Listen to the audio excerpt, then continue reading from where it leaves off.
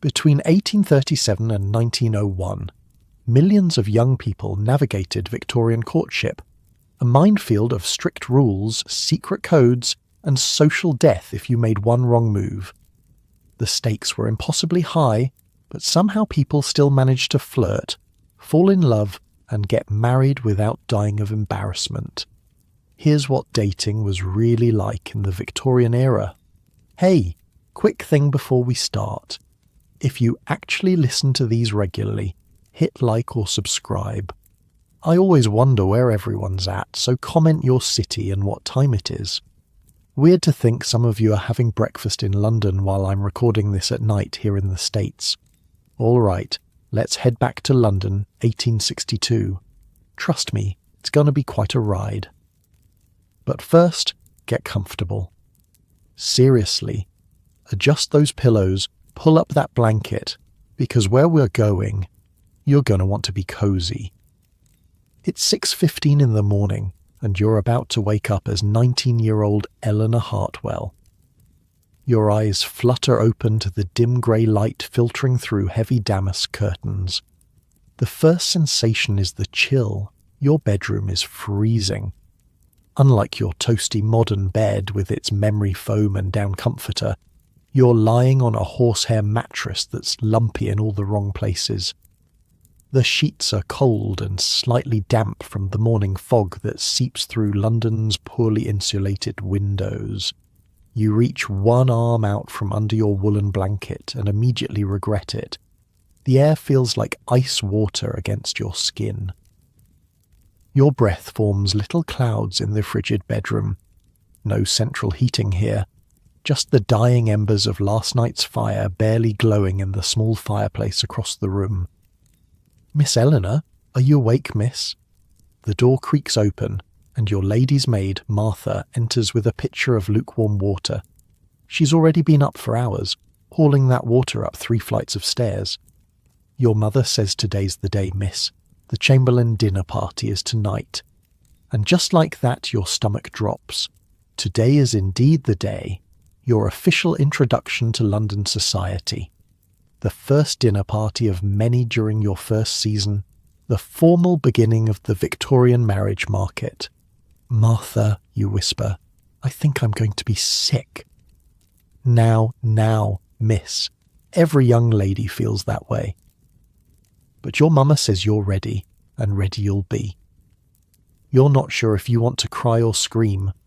Unlike your comfortable modern dating life where you might swipe right or meet someone at school, Victorian dating is basically a full-contact sport with your reputation on the line.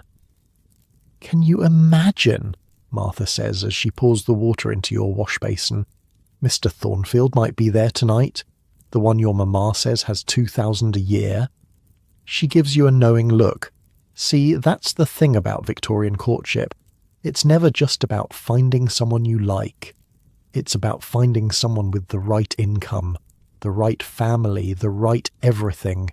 And everyone, absolutely everyone, will be watching your every move. Your mother has spent the past 3 years preparing you for this moment. Lessons in proper conversation, never too witty, never too dull. How to sit, stand, and walk. How to use cutlery in the correct order during a 12-course meal. How to dance without looking like you're enjoying it too much. How to show just enough ankle to be intriguing but not so much you'd be considered fast. The survival stakes are real. One wrong move, one misplaced word, one improper glance, and your entire future could crumble. Your family's reputation along with it. Come now, miss, let's get you washed. Martha helps you out of bed, and the full weight of Victorian morning rituals begins. First, there's the washing with barely warm water in a small basin. Just your face and hands, mind you. Victorians weren't big on daily full-body bathing. You'd get a proper bath maybe once a week. I know your modern nose is wrinkling at the thought, but that was considered perfectly hygienic. Your mother wants you in the blue dress tonight, Martha says, laying out your undergarments. Says it brings out your eyes. In your head, you're screaming, "The blue one? With the whaleboned bodice that makes it impossible to breathe?" but outwardly you just nod. Survival in Victorian society means accepting physical discomfort as your constant companion. Breakfast is a quiet affair. Your father hides behind his newspaper while your mother quizzes you on the names of every eligible bachelor likely to attend tonight's dinner. Now remember, Eleanor, the Chamberlain's second son is in trade, so don't encourage him, but their eldest has prospects, and the Darlington boy might be there. Poor conversation, but excellent family connections. Oh, and if Mr. Thornfield attends, mind you don't appear too eager. You take a small bite of toast, not tasting it. Your stomach is in knots. Unlike modern dating, where you might text someone, "Hey, wanna grab coffee?" Victorian courtship is an elaborate chess game where you're not allowed to touch the pieces directly. Everything must be done through proper channels, at the right time, with the right witnesses. And Eleanor, your mother adds, lowering her voice, remember that a lady never initiates conversation with a gentleman unless properly introduced, and never, ever remain alone with a gentleman even for a moment. Yes, mother, you say automatically. So, what? People just never got to be alone together, you're probably wondering. Honestly, that's kind of the point. Victorian courtship was designed to prevent exactly what most modern dating is about, getting to know someone one-on-one. Instead, you'd meet potential partners in strictly controlled environments with family members hovering like well-dressed vultures. The morning drags into afternoon and suddenly it's time to prepare for the dinner party. This isn't a quick shower and outfit change. Oh no, this is a 4-hour production. Martha draws you a lukewarm bath scented with rose water. You soak just long enough to take the London chill from your bones. Then begins the elaborate process of dressing. First, the chemise, a simple cotton shift that's the only barrier between your skin and everything else. Then cotton drawers with an open seam. Yes, Victorian underwear had a completely open crotch. Makes using the chamber pot easier when you're wearing 17 layers. Next comes the corset. Hold up. Let me paint you a picture of this torture device. A Victorian corset isn't that cute little lace-up thing you see in lingerie stores. It's a heavy, steel-boned contraption designed to force your body into the fashionable silhouette. Tiny waist, pushed-up bosom, straight posture. Deep breath in. Miss, Martha warns before pulling the laces. You inhale as much as you can, gripping the bedpost for support. Martha pulls. The corset tightens like a boa constrictor, squeezing your ribs until they feel like they're touching your spine. Your lungs can only fill halfway now. Your lower ribs might actually bruise. Again, miss, we need to get you down another inch for the blue dress. Another pull, another notch tighter. By the time Martha's satisfied, you can only take shallow breaths from the very top of your lungs. Your waist is now unnaturally tiny, your posture forcibly erect. This is how you'll spend the next 8 hours. Makes swiping on apps while lying on your couch in pajamas seem pretty appealing, right? But we're nowhere near done. Over the corset goes the crinoline, a cage-like structure made of steel hoops that will make your skirt bell out in that classic Victorian silhouette. It bounces as you walk, knocking against furniture and making it nearly impossible to pass through doorways without turning sideways. Hold still, miss, Martha mutters, sliding petticoat after petticoat over the crinoline. Each layer adds weight. By the time she fastens the actual dress, the blue silk with its tight bodice and voluminous skirt, you're carrying an extra 15 pounds of fabric. Now for your hair. Martha sits you at the vanity and begins the painstaking process of arranging your locks. No quick ponytail here. Your hair is brushed, sectioned, curled with hot irons, pinned, and arranged in an elaborate style that shows both sophistication and maidenly modesty. The process takes nearly an hour. By the time you're deemed presentable, face lightly powdered, lips lightly rouged, but not too much or you'd be considered fast, hair arranged, dress fitted, gloves buttoned, Small reticule prepared. You're exhausted, and the evening hasn't even begun. You look beautiful, Eleanor, your mother says when you descend the stairs. There's genuine pride in her voice, and for a moment you feel a flash of warmth. This is what she's prepared you for your entire life. Your father looks up from his pocket watch and smiles. My girl's all grown up, he says, and you detect a hint of sadness. Once you enter society, once you find a match, you'll leave his protection for your husband's. That's the Victorian way. The carriage ride to the Chamberlain's home is silent, filled with nervous anticipation. You stare out the window at London's gas-lit streets, wondering which of the men you'll meet tonight might eventually become your husband. Because that's the end goal here. Not dating for fun, not seeing where things go, but marriage, preferably by the end of the season. The Chamberlain's townhouse is ablaze with light when you arrive. Footmen in livery stand at attention as carriages deposit finely dressed guests at the entrance. Your father hands you down from the carriage, careful not to wrinkle your dress. Remember, chin up, your mother whispers as you approach the door, and for heaven's sake don't talk about those books you're always reading. Men don't want a blue stocking. You take a deep breath, as deep as your corset allows, and enter the lion's den. The Chamberlain's drawing room is crowded with London's finest society. The air is thick with perfume, cologne, and the subtle scent of money. Crystal chandeliers throw dancing light across silk gowns and jewelled hair ornaments. The gentle murmur of proper conversation is punctuated by occasional polite laughter, and everyone, absolutely everyone, is watching everyone else. Miss Hartwell, Mrs. Chamberlain greets you at the door. How delightful you could come. The complicated dance begins immediately. Your mother expertly maneuvers you through the crowd, making strategic introductions. You curtsy, smile, speak when spoken to, laugh softly at appropriate jokes, all while scanning the room for potential suitors through lowered lashes. Direct eye contact? Absolutely not.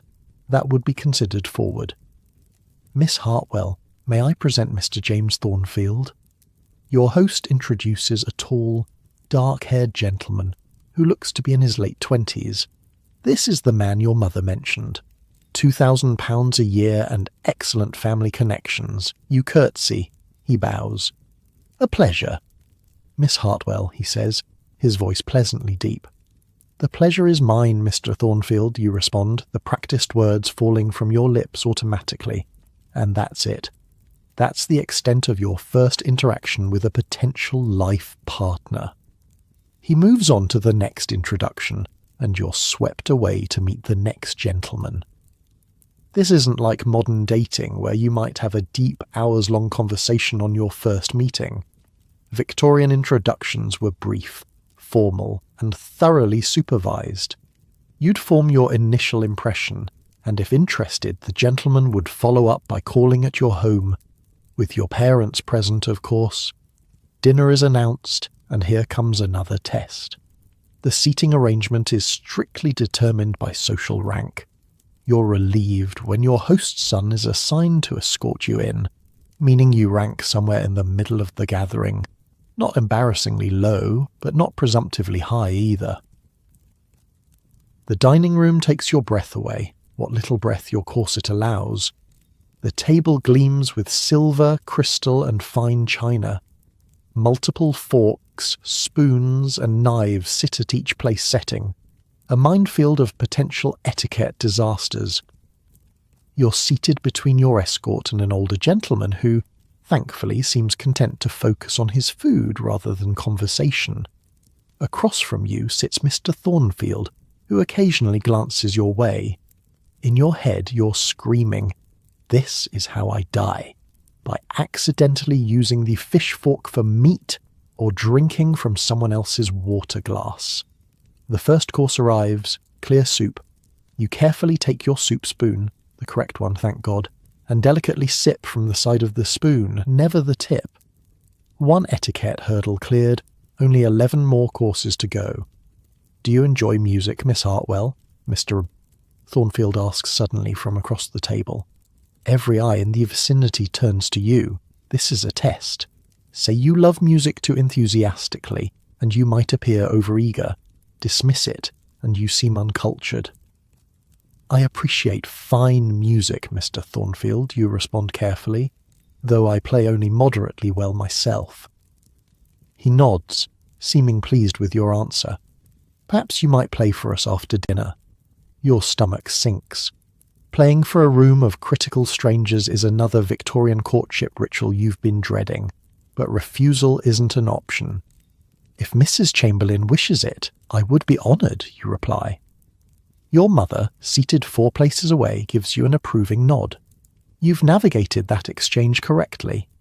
The meal progresses through course after elaborate course. Soup is followed by fish, then meat, then game, with palate cleansers and side dishes interspersed. Wine flows freely for the gentlemen, while ladies take only small sips. Becoming intoxicated would be a social disaster of the highest order. You're hyper-aware of every movement. Back straight, not that the corset gives you much choice. Elbows off the table, small bites, minimal chewing, no slurping, no reaching. Wait for each dish to be offered to you. Accept a little of everything, even if you dislike it. Never finish everything on your plate. That would suggest hunger or greed. Both unladylike. It's exhausting.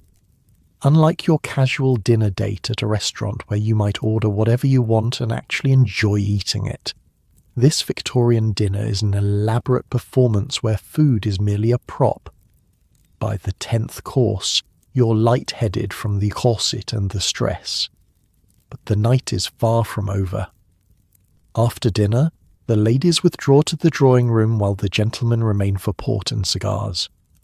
You did well with Mr. Thornfield, your mother whispers as you sip tea in the drawing room. He watched you throughout dinner. You feel a flutter of something. Not quite excitement, not quite dread. Mr. Thornfield seemed pleasant enough, more interesting than the other gentlemen you've met. But is that enough to build a life upon? When the gentlemen rejoin the ladies half an hour later, Mrs. Chamberlain does indeed ask you to play the pianoforte. This is a standard Victorian courtship showcase, a chance to display your accomplishments while looking decorative. You sit at the instrument, arranging your skirts carefully, and begin to play a simple but pleasing melody. You're not particularly talented, but you've practiced enough to be competent. As you play, you're acutely aware of Mr. Thornfield standing nearby, turning pages for you. You play with feeling, Miss Hartwell, he says quietly when you finish. That's more important than technical perfection, I think. You glance up, surprised by his comment. That's not the standard compliment. You're kind to say so, Mr. Thornfield, you respond, careful not to show too much pleasure at his words.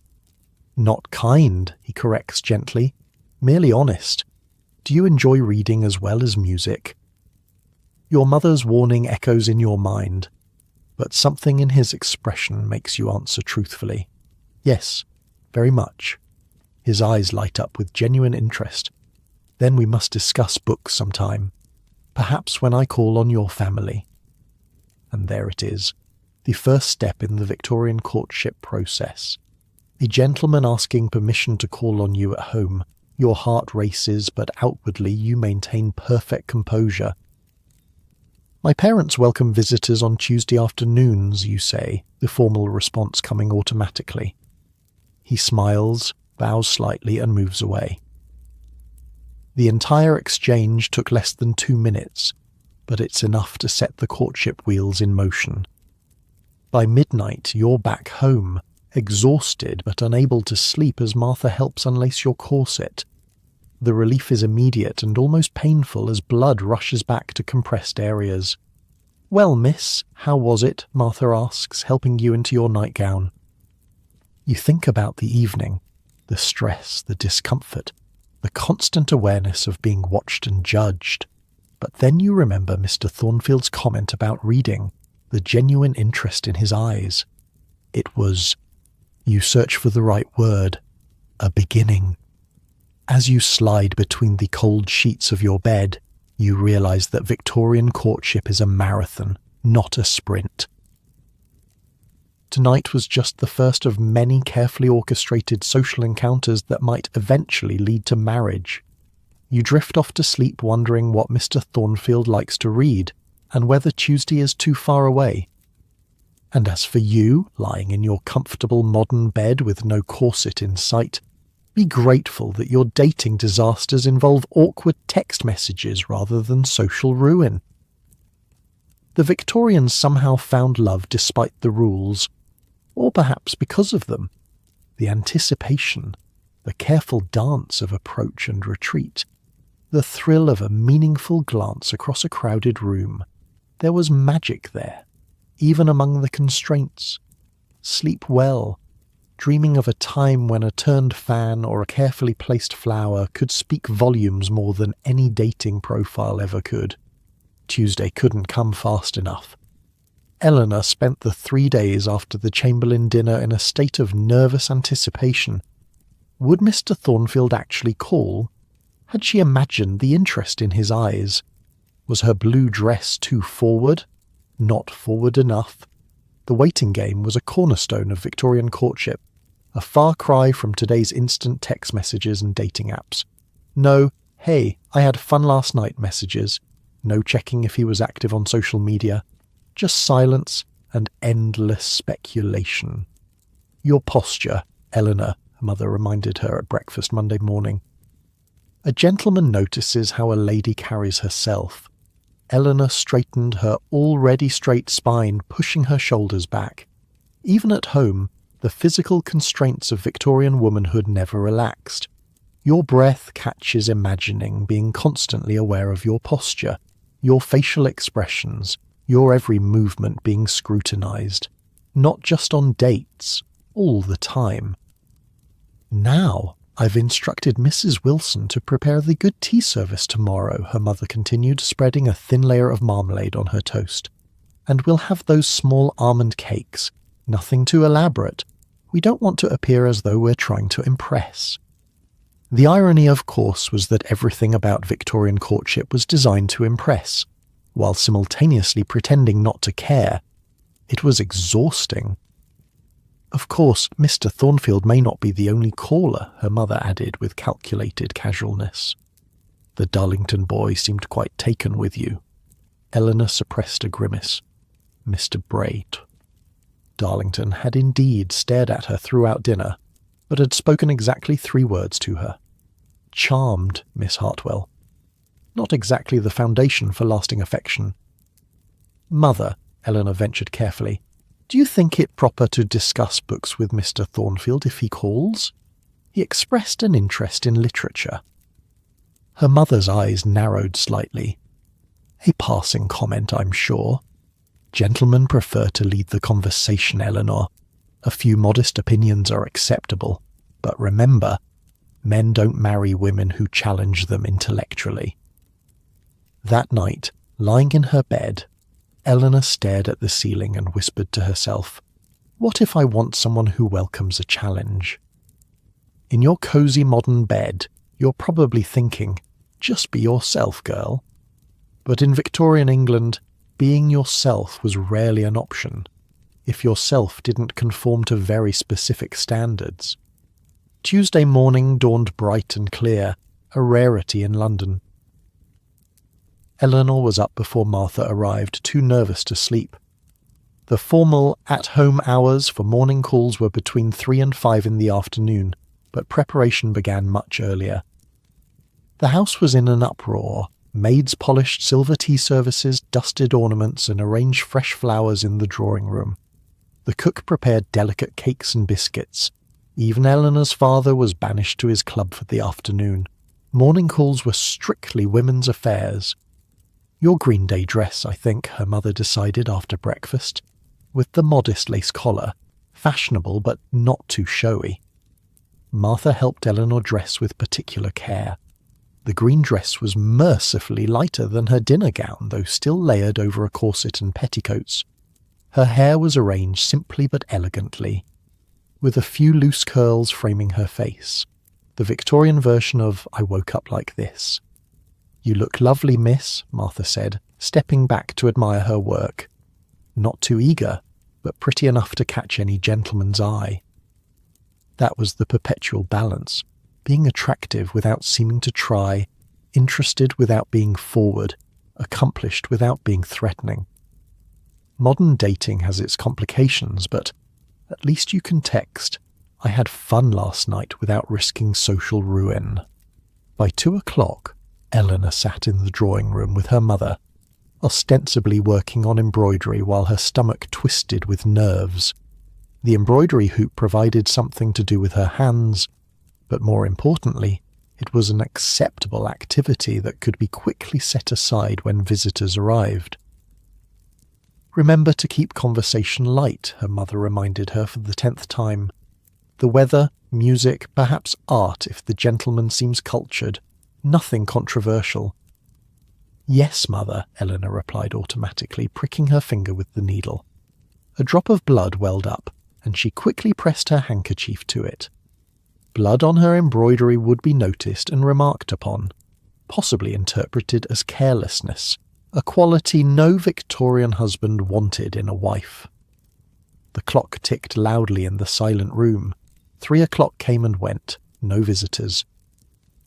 "It's early yet," her mother said, her own needle moving steadily through the fabric. "Quality callers often come later in the afternoon." 3:15. 3:30. Nothing. Eleanor's hopes began to sink. She'd misinterpreted Mr. Thornfield's interest. Or worse, her mother was right. No man wanted a woman who admitted to enjoying books. Then, at precisely 3:45, the doorbell rang. Both women froze, exchanged glances, then deliberately returned to their embroidery. Appearing eager was the cardinal sin of Victorian courtship. A lady never rushed to the door, never showed excitement at a caller's arrival. That was what servants were for. Their butler, Harrison, appeared at the drawing-room door moments later bearing a small silver tray with a calling card. "Mr. James Thornfield," he announced solemnly. Eleanor's mother nodded regally. "We will receive him." "Now hold up. Let me explain how big a deal this little calling card was. In Victorian society, these small rectangles of cardstock were serious business. Basically, the original social network. A gentleman's card was rectangular and simple, with just his name, while a lady's was larger and more ornate. When Mr. Thornfield handed his card to Harrison, he was formally requesting permission to enter their home. Had Eleanor's mother been unimpressed by him, or thought him unsuitable, she could have instructed Harrison to say they were not at home, the polite fiction used to refuse callers without outright rejection. But she had accepted, the first small victory in the courtship dance. Harrison returned moments later with Mr. Thornfield, who stood formally in the doorway until invited further. Miss Hartwell," he said, bowing slightly. "I hope I find you well." "Quite well, thank you, Mr. Thornfield," Eleanor's mother replied. "Please do sit down." He sat in the chair indicated, opposite the sofa where Eleanor and her mother were seated, close enough for conversation but at a properly respectable distance. Every physical position in the Victorian drawing room was calculated for propriety. "We are so pleased you could call," her mother continued, setting aside her embroidery. "Eleanor, dear, perhaps you might pour the tea." This was no small request. Pouring tea correctly was another test of a young lady's graces. Eleanor moved to the tea table, grateful that her hands weren't visibly shaking as she lifted the heavy silver teapot. "How do you take your tea, Mr. Thornfield?" she asked, proud of her steady voice. "Just a touch of milk, no sugar, thank you," he replied, watching her hands as she prepared the cup. The ritual of tea serving was elaborate and meaningful. As Eleanor handed him the cup, making sure their fingers didn't touch, as that would be scandalously forward, she noticed him studying her face with quiet interest. "I trust you've been enjoying the fine weather, Mr. Thornfield," her mother asked, launching into the mandatory discussion of meteorological conditions that began all proper Victorian conversations. "Indeed, Mrs. Hartwell, though I've been too occupied with business matters to fully appreciate it," he replied politely. For the next 15 minutes, Eleanor sat in near silence as her mother and Mr. Thornfield exchanged pleasantries about the weather, mutual acquaintances, and the previous night's concert at St. James's Hall. This was standard procedure. The first part of any call was directed by the senior lady present. Finally, her mother turned to Eleanor. "My daughter was quite impressed by the Chamberlain's musical selections the other evening, weren't you, Eleanor?" This was her cue to enter the conversation, carefully, modestly, and without appearing too eager. "The Mozart was particularly well chosen," Eleanor offered. "Mr. Sect." Thornfield's expression brightened. "Do you enjoy Mozart, Miss Hartwell?" "I find his compositions most pleasing," she replied, the bland statement masking her genuine enthusiasm for music. "As do I, though I confess a preference for Beethoven's Passion," he said, then glanced at Mrs. Hartwell as if checking whether such a statement was acceptable. Eleanor's mother nodded slightly, granting permission for the conversation to continue in this vein. "And what of literature, Miss Hartwell?" Mr. Thornfield asked, returning to the topic he'd broached at the dinner party. "Have you read anything of note recently?"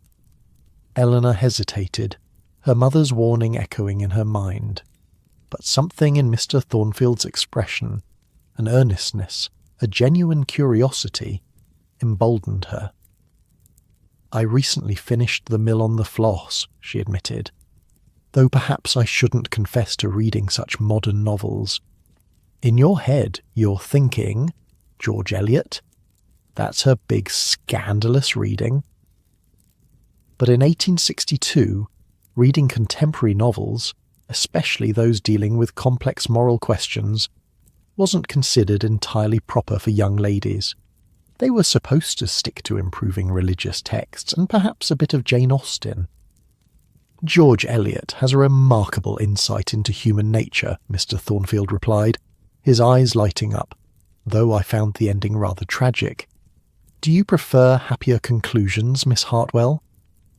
Before Eleanor could answer, her mother interjected smoothly. "My daughter has always had a fondness for poetry. Perhaps you might recommend some suitable volumes, Mr. Thornfield. Something appropriately uplifting." And just like that, the conversation was steered back to safer waters. Eleanor shot Mr. Thornfield an apologetic glance, which he acknowledged with a slight smile. The remainder of the visit, precisely half an hour, the acceptable duration for a first call, passed in pleasant but controlled conversation. As it concluded, Mr. Thornfield stood and bowed. "Mrs. Hartwell, Miss Hartwell, thank you for your hospitality. Might I have the pleasure of calling again next week?" "We are at home on Tuesdays and Thursdays," her mother replied, the standard formula neither directly accepting nor rejecting his request. After he departed, Eleanor's mother turned to her with a satisfied expression. "Well, that was most promising. He is clearly interested, and his manners are impeccable, though I would caution against appearing too learned, Eleanor. A gentleman appreciates refinement, not blue-stocking tendencies." Eleanor nodded obediently, but internally she was replaying the moment when Mr. Thornfield's eyes had lit up at the mention of George Eliot. Perhaps not all gentlemen wanted mindless companions after all. The following day brought more calling cards. Word had spread through London society that Eleanor Hartwell had made a favourable impression at the Chamberlain dinner. 3 different gentlemen left their cards while she and her mother were out paying their own calls. Because yes, that's another aspect of Victorian social life. Women also made calls on other women, usually returning visits from those who had called on them first. It was a never-ending cycle of social obligation, with strict rules about who called on whom, how long to stay, and how soon to return visits. Mr. Darlington, Mr. Peters, and Mr. Sullivan, her mother read from the cards when they returned home. All from good families. The season is going well for you, Eleanor. The following week brought more social engagements. Another dinner party, a musical evening, an afternoon garden party where Eleanor caught sight of Mr. Thornfield from across the lawn, but only managed to exchange a brief greeting.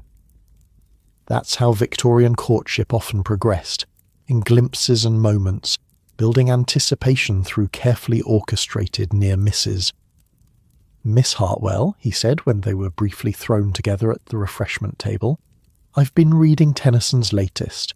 I thought of your interest in poetry." "Have you found it enjoyable?" she asked, aware of at least 3 matrons watching their interaction with hawkish interest. "Immensely. Perhaps we might discuss it when I call tomorrow." "I look forward to it," she replied, then was immediately whisked away by her mother to meet an elderly countess. These tiny exchanges, these moments of connection, they were the building blocks of Victorian romance. No long, intimate conversations, no casual coffee dates, no private text messages, just public glimpses that slowly, gradually built interest and affection. When Tuesday came again, Eleanor found herself genuinely looking forward to Mr. Thornfield's call. This time she chose her own dress, a blue-green that complemented her eyes better than the plain green her mother had selected the week before. "That's rather bright for morning calls," her mother commented. "It's my favourite colour," Eleanor replied simply. Her mother sighed. "Very well, but do try to keep the conversation more general today. Mr. Thornfield seemed altogether too interested in your opinions on literature." "As if that were a bad thing, you're thinking. And you're right. By modern standards, a man being interested in a woman's thoughts is the bare minimum. But in Victorian society, it was somewhat unusual, even potentially threatening to the established order." When Mr. Thornfield arrived, precisely at the same time as his previous visit, Eleanor noted with pleasure that he was carrying a small wrapped package. After the initial greetings and tea-pouring ritual, he said, "Mrs. Hartwell, I hope you'll forgive the liberty, but I've brought a volume of poetry I thought Miss Hartwell might enjoy." He presented the package to Eleanor's mother, not to Eleanor directly. Proper Victorian etiquette demanded that gifts to unmarried women be approved by their mothers first. Her mother unwrapped it carefully, a slim volume of Tennyson's Enoch Arden and other poems recently published. "How thoughtful," she said, examining the book before passing it to Eleanor. "My daughter is fond of poetry, as I mentioned." Eleanor accepted the book, careful not to appear too eager. "Thank you, Mr. Thornfield. This is most kind. I've marked a few passages I found particularly moving," he said, "though I'd be interested in your opinion on the entire work." He was asking for her thoughts, her genuine opinions. In the highly restricted world of Victorian courtship, this was practically a declaration. "I'll be sure to read it carefully," she promised. Their eyes met briefly, and in that moment something passed between them. Understanding, connection, possibility. Eleanor quickly looked away, conscious of her mother's watchful gaze. The rest of the visit proceeded much like the first, though this time Eleanor's mother allowed the conversation to linger on literature a bit longer before steering it toward the upcoming ball at Thornton House. "I believe you're acquainted with the Thorntons, Mr. Thornfield," her mother inquired. "Indeed, Sir William and I share some business interests," he replied. "Their ball is always a highlight of the season." "Eleanor has just received her invitation," her mother said proudly. Being invited to the Thornton ball was a mark of social acceptance. "Perhaps you might request a dance, Mr. Thornfield?" This was forward, even for a mother. but Mrs. Hartwell clearly saw promising potential in Mr. Thornfield. "It would be my honour," he replied, glancing at Eleanor. "If Miss Hartwell would do me the kindness of saving me a space on her dance card." "I should be delighted," Eleanor said, the formal response belying the flutter in her chest. As Mr. Thornfield prepared to leave, having once again stayed exactly half an hour, he said, "Mrs. Hartwell, would you permit me to escort you and Miss Hartwell to the Phillips musical soiree on Friday evening? I understand it's to be a small gathering, and I believe we are all invited." This was a significant step forward in the courtship process. A gentleman offering to escort a young lady and her chaperone to an event indicated serious interest. Not quite a declaration, but certainly more than casual acquaintance. Her mother beamed. "How kind of you to offer, Mr. Thornfield. We would be most pleased to accept." After he left, her mother was practically glowing with satisfaction. "Well, Eleanor, it seems Mr. Thornfield is quite taken with you. An escort to the Phillipses' soiree, a dance promised at the Thornton ball. These are not casual attentions." Eleanor ran her fingers over the cover of the poetry book. "He seems different from other gentlemen." "Different?" Her mother frowned slightly. "In what way?" "He appears genuinely interested in conversation," Eleanor said carefully. "In ideas?" Her mother looked thoughtful. "Well, he is somewhat older, perhaps nearly 30. More established men can afford to be a bit unconventional. But mind you don't encourage too much intellectual discussion, Eleanor. A gentleman may enjoy the novelty of a clever comment or two, but for marriage, they want someone soothing and agreeable." That night, alone in her room, Eleanor lit an extra candle and opened the book Mr. Thornfield had given her. Several pages were marked with tiny pencil dots, easily erased, leaving no evidence for prying eyes. Smart man, she thought with a smile. The marked passages were beautiful. Lines about courage and conviction, about seeing beyond society's constraints. Was he sending her a message? Or was she reading too much into a simple gift? Eleanor fell asleep with the book beside her pillow, dreaming of conversations that might be possible beyond the restrictive confines of the drawing room. In a world where courtship proceeded at a glacial pace through rigidly controlled encounters, the simple gift of a book with marked passages felt almost scandalously intimate. As for you, drifting off in your modern bed, imagine a world where a shared literary reference was as thrilling as a first kiss, where the brush of gloved fingers during a teacup exchange sent hearts racing. Victorian courtship may have been ridiculously formal, but perhaps there's something to be said for the slow burn of carefully cultivated anticipation. In our next chapter, Eleanor will discover there's more to Victorian flirtation than just calling cards and chaperoned visits. The secret languages of fans, flowers, and gloves allowed couples to communicate under the very noses of their watchful chaperones. A Victorian workaround to all those rules we've been talking about.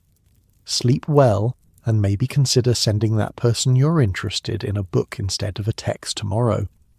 Some courtship traditions are worth reviving, even if we happily leave the corsets in the past. Friday evening arrived, and with it the Phillips musical soiree. For Eleanor it marked a significant milestone, her first public appearance with Mr. Thornfield as their escort. Not quite a declaration, but definitely a statement to society that he had a particular interest in the Hartwell family. "Remember, Eleanor," her mother coached as Martha arranged her hair, "it's acceptable to show some animation during musical performances, but never excessive emotion. A gentle smile, perhaps a slight swaying to the rhythm. Nothing more." The rules for public behaviour were exhaustingly specific. Each gesture, each expression was coded and meaningful. Unlike today, where you might text, "That was amazing," after a concert or post a video of yourself dancing, Victorians communicated their feeling through subtle, almost imperceptible signals. "And your fan," her mother continued, holding up the delicate ivory and lace accessory. "Use it judiciously." "Oh, the fan." That innocent-looking accessory was actually one of the most powerful communication tools in a Victorian woman's arsenal. In a society where direct speech was restricted, where couples were rarely alone, and where every word was monitored, the language of the fan offered a secret pathway to express feelings that could never be spoken aloud. "I've had quite enough of fan etiquette, Mother," Eleanor said, immediately regretting her sharp tone. Her mother raised an eyebrow. "Clearly not, if you're taking that tone. The fan is not merely for cooling oneself, Eleanor. It speaks volumes to those who understand its language. You're probably rolling your eyes in your cozy modern bed, thinking this sounds ridiculous. But imagine being watched constantly, your every word analysed. You'd develop secret codes too." "Now," her mother demonstrated, opening the fan fully and fanning slowly. "This indicates you're engaged but available for conversation. Fanning quickly suggests agitation, to be avoided unless deliberately signalling distress.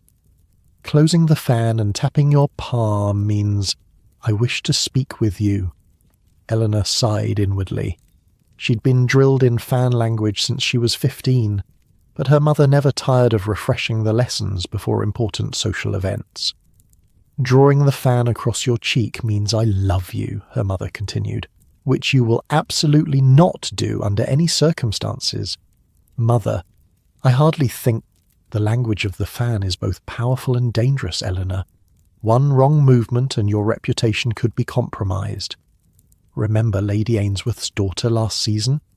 One careless fan gesture, interpreted by society as a declaration, and she was forced to marry a man she scarcely knew. That shut Eleanor up. Victorian courtship wasn't just about finding love. It was about survival in a society where women had few options and reputation was everything. When Mr. Thornfield arrived to escort them, Eleanor noted with interest that he carried a bouquet, not large or ostentatious, but a small, carefully arranged collection of flowers tied with a simple ribbon. "Mrs. Hartwell, Miss Hartwell," he greeted them with a bow. "You both look lovely this evening. I took the liberty of bringing these." He presented the bouquet to Eleanor's mother. Again, proper etiquette dictated gifts go through the chaperone first. Her mother examined the bouquet with a knowing eye. "How thoughtful, Mr. Thornfield. Quite a charming selection." She handed the flowers to Eleanor, who received them with carefully modulated pleasure. Not too eager, not too indifferent. "Thank you, Mr. Thornfield," she said. "They're beautiful." And they were. A tasteful arrangement of white roses, forget-me-nots, and lily of the valley, with a sprig of myrtle tucked almost invisibly among the blooms. To the casual observer, simply a pretty bouquet. But to anyone versed in floriography, the language of flowers, the message was clear. White roses for innocence and charm, forget-me-nots for true love and remembrance, lily of the valley for sweetness and the return of happiness, and myrtle, the most telling inclusion, for love and marriage. Eleanor's cheeks warmed slightly as she recognized the message. Mr. Thornfield was no amateur at the courtship game. He was telling her, in the most proper yet unmistakable way, that his intentions were serious. "I shall put these in water before we depart," she said, not quite meeting his eyes. "Allow me, Miss Eleanor," Martha said, taking the bouquet. She gave Eleanor a significant look. Martha, like most ladies' maids, was well versed in floral symbolism. Nothing escaped her notice. "Shall we?" Mr. Thornfield offered his arm to Mrs. Hartwell as was proper. Eleanor would follow slightly behind, maintaining the appearance that it was her mother he was primarily escorting. The Phillips home was already crowded when they arrived. Musical soirees were smaller than balls but still significant social events. with perhaps 40 or 50 guests instead of hundreds. A string quartet played in one corner of the drawing room, while clusters of people conversed in hushed tones. Mrs. Hartwell, Miss Hartwell, Mr. Thornfield. Mrs. Phillips greeted them warmly. How delightful you could come. We're just about to begin the first performance. They were shown to seats near the centre of the room, a mark of status. Eleanor sat beside her mother, with Mr. Thornfield on her mother's other side. Even here they would not sit directly next to each other. As the first performer, a young lady with a passable soprano voice began to sing, Eleanor felt a strange prickling sensation. She was being watched. Glancing discreetly around the room, she caught the eye of Mr. Darlington, who had called at their home twice now. He nodded slightly, his gaze intense. Eleanor returned her attention to the singer, uncomfortable with Mr. Darlington's scrutiny. When the song ended, she applauded politely, then opened her fan, the signal that she was engaged but open to conversation. During the brief intermission between performances, Mr. Thornfield made his way to their seats. Miss Hartwell, are you enjoying the music? He asked, standing at a proper distance. Very much, she replied. Miss Thompson has a lovely voice. Indeed, he paused. I see you brought your fan this evening. Eleanor's heart quickened. Was he acknowledging that he understood fan language? It can be rather warm in crowded rooms, she said carefully. Indeed it can, he agreed, a hint of a smile playing at his lips. One must have ways to remain comfortable while still observing proprieties. Before she could respond, Mr. Darlington approached, inserting himself into their conversation, with barely a nod to Mr. Thornfield. Miss Hartwell, how charming you look this evening, he said, standing slightly too close. That shade of blue is most becoming. Thank you, Mr. Sut. Darlington, Eleanor replied, instinctively closing her fan partially, the signal that she wished to speak to him but not alone. Mr. Darlington either didn't know fan language or chose to ignore it. I had hoped to see you at Lady Russell's garden party yesterday. We had a prior engagement, Eleanor said, glancing at her mother for rescue. Mrs. Hartwell was deep in conversation with an elderly matron and didn't notice her daughter's predicament. Mr. Thornfield, however, did. I believe the next performance is about to begin, he said smoothly. Miss Hartwell, might I escort you to your seat?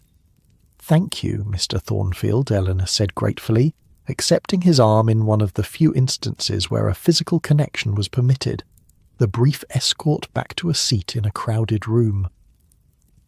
As they moved through the crowd, Eleanor felt Mr. Thornfield slip something into her hand, a small folded note. Her breath caught. Passing notes was scandalously forward, potentially ruinous if observed. She discreetly tucked it into her glove, heart pounding. The Victorian glove was another tool of secret communication. Messages could be hidden within them, and the way one wore or adjusted gloves sent signals. Dropping a glove was an invitation to a man to pick it up, and thereby publicly declare his interest. Once seated again beside her mother, Eleanor waited through the entire next performance, an interminable pianoforte piece that seemed to have no end, before she could risk reading the note. During the enthusiastic applause that followed, she pretended to adjust her glove and unfolded the tiny paper. In a neat, masculine hand were written 4 words, Library, after next song. Eleanor nearly gasped aloud. He was suggesting they meet privately, a shocking breach of propriety that could ruin her reputation if discovered. Yet the thrill that coursed through her veins was undeniable. She glanced at Mr. Thornfield, who was watching her from across the room. He raised an eyebrow slightly, a question. In response, she touched her closed fan to her right cheek, the signal for yes. For the next 15 minutes, Eleanor could barely focus on the music. Her mind raced with both excitement and trepidation. Meeting unchaperoned even briefly was dangerous. Yet she found herself counting the minutes until she could reasonably excuse herself. When the song ended, she leaned toward her mother. "I need to visit the ladies' retiring room," she whispered. Her mother nodded absently, absorbed in the music. "Don't be long." Eleanor made her way out of the drawing room, heart hammering against her ribs. The Phillips Library was down the hall. She'd visited this house before and knew its layout. Glancing around to ensure no one was watching, she slipped inside the dimly lit room. Mr. Thornfield was already there, standing by the window. He turned as she entered, his expression a mixture of relief and concern. "Miss Hartwell," he said softly, "I feared you wouldn't come." "This is most improper," Eleanor whispered, staying near the door. "If we're discovered—" "I know," he interrupted. "Believe me, I wouldn't risk your reputation without good reason, but I needed to speak with you away from prying ears and watching eyes." Eleanor glanced nervously at the door. "We have perhaps 2 minutes before my absence is noted." Mr. Thornfield nodded, moving a step closer, still maintaining a respectable distance, but close enough that they could speak in hushed tones. "I wanted to be sure you understood the message in the flowers," he said. "Sometimes these symbols can be misinterpreted." "Oh, you're wondering if he's about to backtrack, aren't you? In your bed in 2025, you're probably thinking he's going to give some excuse, some 'it's not you, it's me' Victorian-style letdown." "The myrtle was perhaps too forward," he continued. "But I wanted to be clear about my intentions, Miss Hartwell. I find you quite unlike anyone I've met before." Eleanor's pulse quickened. "In what way?"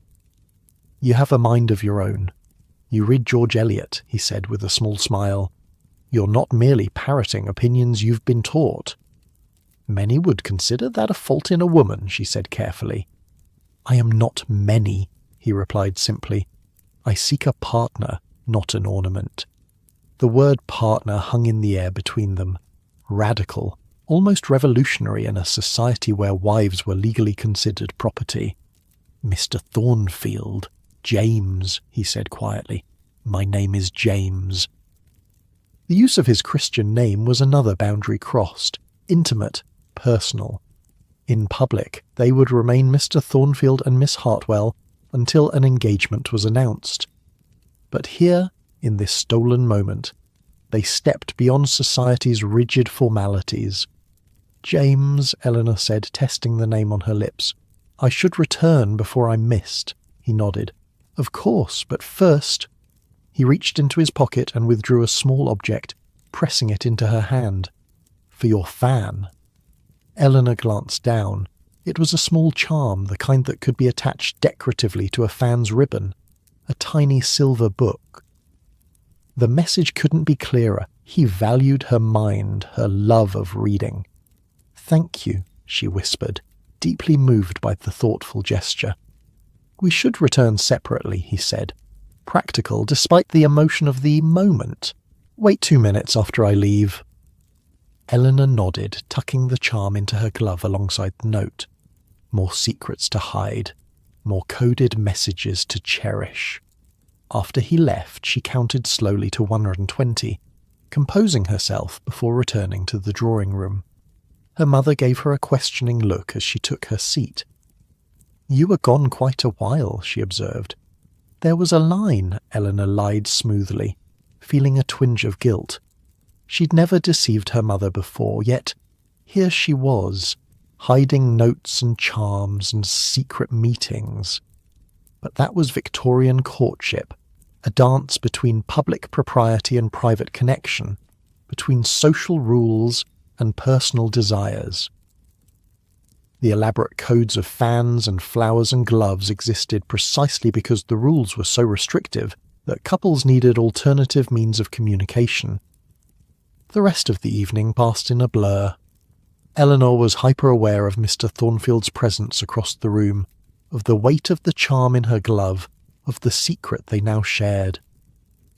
When he escorted them home, everything was perfectly proper.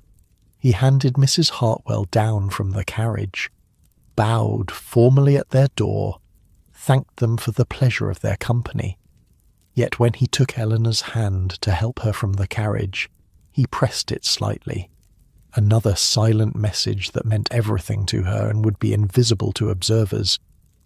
"Until the Thornton ball," he said as he departed. "I believe you promised me a dance, Miss Hartwell." "Indeed I did, Mr. Thornfield," she replied, the formal words belying the warmth in her eyes.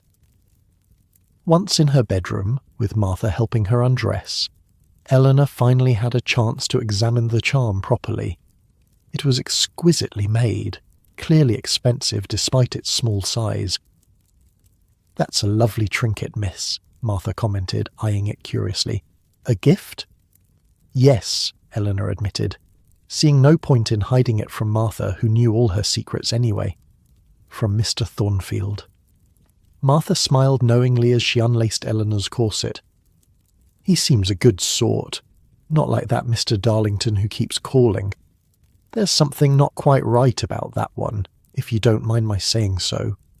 "I don't mind at all," Eleanor said, breathing deeply as the corset loosened. "I find Mr. Darlington rather intense." "Some might call it persistent," Martha observed, helping Eleanor into her nightgown. "Some might call it something else entirely." Eleanor sat at her vanity as Martha brushed out her hair. "What do you mean?" "Just that Mr. Darlington has been asking questions about you in the servants' hall when he calls. Wants to know your habits, your preferences. More than usual interest, if you take my meaning." This was concerning. The servants' network was an invisible but powerful force in Victorian society.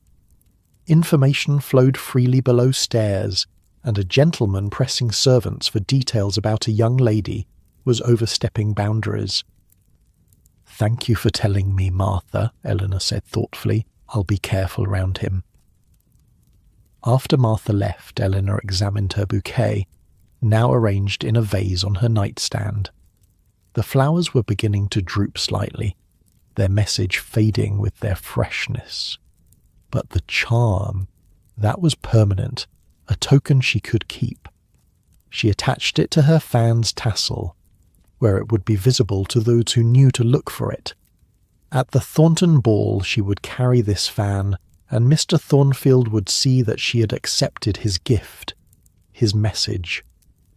As she drifted off to sleep, Eleanor reflected on the day's events.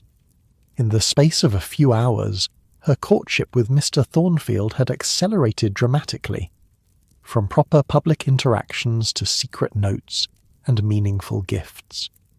The rules of Victorian society still constrained them, but they had found ways to communicate beneath the surface, using the very tools designed to maintain propriety to express deeper feelings. You, tucked in your modern bed, might find it all absurdly complicated. Why not just say what you feel? Why the elaborate codes and signals? But perhaps there's something to be said for a society that valued restraint, that understood the power of subtlety. When every glance, every gesture carried weight, nothing was casual, nothing thoughtless. In a world of instant messages and swipe-right dating, maybe we've lost something of that delicious anticipation, that careful consideration before expression. The Victorians may have taken it to extremes, but the principle remains. What's difficult to obtain is often more highly valued. Sleep well, dreaming of a time when a simple fan could speak volumes, when flowers carried messages, and when a chance to say someone's Christian name felt as intimate as a kiss does today. The Thornton ball awaits in our next chapter, the highlight of Eleanor's season, where dances are promised, reputations are made and broken, and the language of the ballroom brings its own set of thrills and perils. Victorian courtship is about to move from the drawing room to the dance floor, where new rules and new opportunities await our couple. The week before the Thornton ball was a flurry of preparation for Eleanor. This wasn't just any social event, it was the event of the early season, the one where reputations were cemented and courtships either flourished or withered under society's collective gaze. Your dance card must be properly managed, her mother instructed over breakfast 3 days before the ball. Accept no more than 2 dances from any gentleman, including Mr. Thornfield. Eleanor looked up from her toast. Even though he's escorted us to the Phillips' soiree. Especially because of that, her mother replied firmly. Society is already noting his particular attention. To dance more than twice would suggest an understanding exists between you. That was Victorian code for everyone will think you're practically engaged, which would be scandalous without a formal announcement. Unlike today, where you might post a relationship status update or introduce someone as your boyfriend after a few dates, Victorians moved at a glacial pace through carefully defined stages. And what of Mr. Darlington? He's called 3 times now. Eleanor couldn't keep the reluctance from her voice. His family connections are impeccable, her mother said pointedly. You would do well to encourage him, Eleanor sighed. The marriage market aspect of Victorian courtship was inescapable. Mr. Segham. Darlington might make her uncomfortable, but his social standing made him a good prospect in her mother's eyes. The morning of the ball dawned with unexpected sunshine streaming through London's perpetual haze. Eleanor woke early, too nervous to sleep. Tonight would be different from dinner parties or musical evenings. Tonight she would dance with Mr. Thornfield, their bodies moving in choreographed patterns that, while rigidly proper, allowed for a closeness rare in Victorian society. "You're awake already, miss?" Martha asked, entering with the morning water. "Excited for tonight, are we?" "Anxious might be a better word," Eleanor admitted, sitting up in bed. Martha grinned. "Well, we've got your best gown ready. You'll outshine every girl there, if you don't mind my saying so." Preparations for a ball made dinner party. Preparations looked casual in comparison. Eleanor spent the entire day getting ready, not because she was vain, but because Victorian beauty standards demanded it. First came the bath, this time with special French-milled soap scented with roses. Then a rigorous hair washing, a weekly event at most in Victorian times, followed by hours of drying by the fire. No hairdryers here, just patience and strategic placement near heat sources. Lunch was light, barely a few bites, because tonight's corset would be laced tighter than usual. By mid-afternoon, the serious preparations began. "Arms up," Martha instructed, lowering the corset around Eleanor's chemise-covered torso. The first pull of the laces made Eleanor gasp. Must it be so tight? Ball gowns are cut smaller than day dresses. "Miss," Martha explained, pulling again, especially in the waist. By the 6th pull, Eleanor could only take shallow breaths from the very top of her lungs. Her waist was compressed to what modern eyes would consider an unhealthy, even dangerous degree. But in 1862, a tiny waist was the foundation of feminine beauty, worth a few crushed ribs and the occasional fainting spell. "Now for the petticoats," Martha said, seemingly oblivious to Eleanor's discomfort. Layer after layer went over the corset and crinoline, each adding weight, each more elaborate than the last. The outermost petticoat was adorned with lace and ribbons despite the fact that no one would see it. That was Victorian fashion for you, beauty extended to the unseen layers. Finally it was time for the ball gown itself. Eleanor had chosen a pale blue silk with delicate silver embroidery. The bodice was cut lower than her day dresses, though still modest by modern standards, with short sleeves that left her arms bare from just below the shoulder, one of the few instances where Victorian women could show some skin. "You look beautiful, miss," Martha said, stepping back to admire her work, like something from a fairy story. Eleanor turned to the mirror. The girl who stared back looked ethereal, almost otherworldly.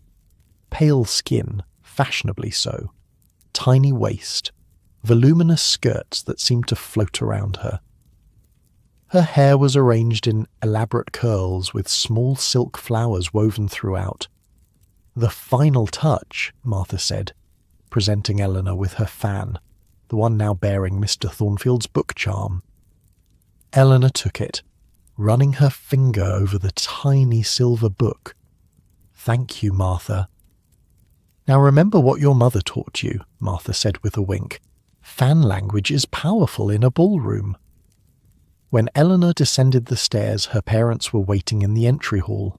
Her father looked up from his pocket watch and stared, momentarily speechless. "My dear," he said finally, "you're a vision." Her mother circled her appraisingly. "The neckline sits well. The waist could be tighter, but it will do. Remember your posture throughout the evening, Eleanor. No slouching even during the longest dances." As if slouching were possible in a corset this tight, Eleanor thought, but didn't say. Their carriage joined the line of vehicles approaching Thornton House. Gas lamps illuminated the grand entrance, where footmen in elaborate livery assisted ladies from their carriages. Music drifted from the open windows, along with the gentle murmur of polite conversation and the occasional burst of laughter. "Now remember," her mother whispered as they approached the receiving line, "your dance card should include a mix of established gentlemen and new acquaintances. Too many dances with familiar partners suggests limited appeal.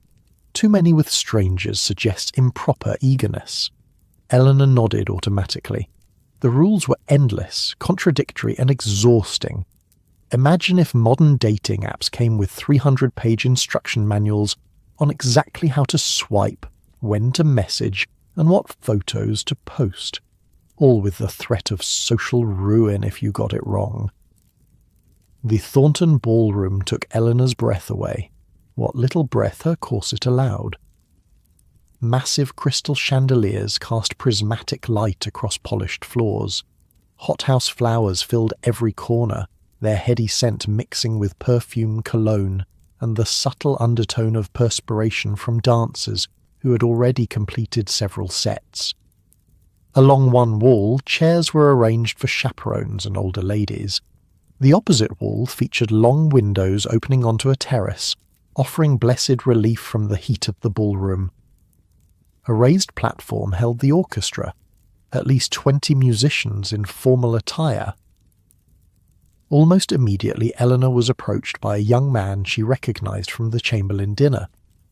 "Miss Hartwell," he bowed slightly, "might I request your name on my dance card for the first quadrille?" And so it began.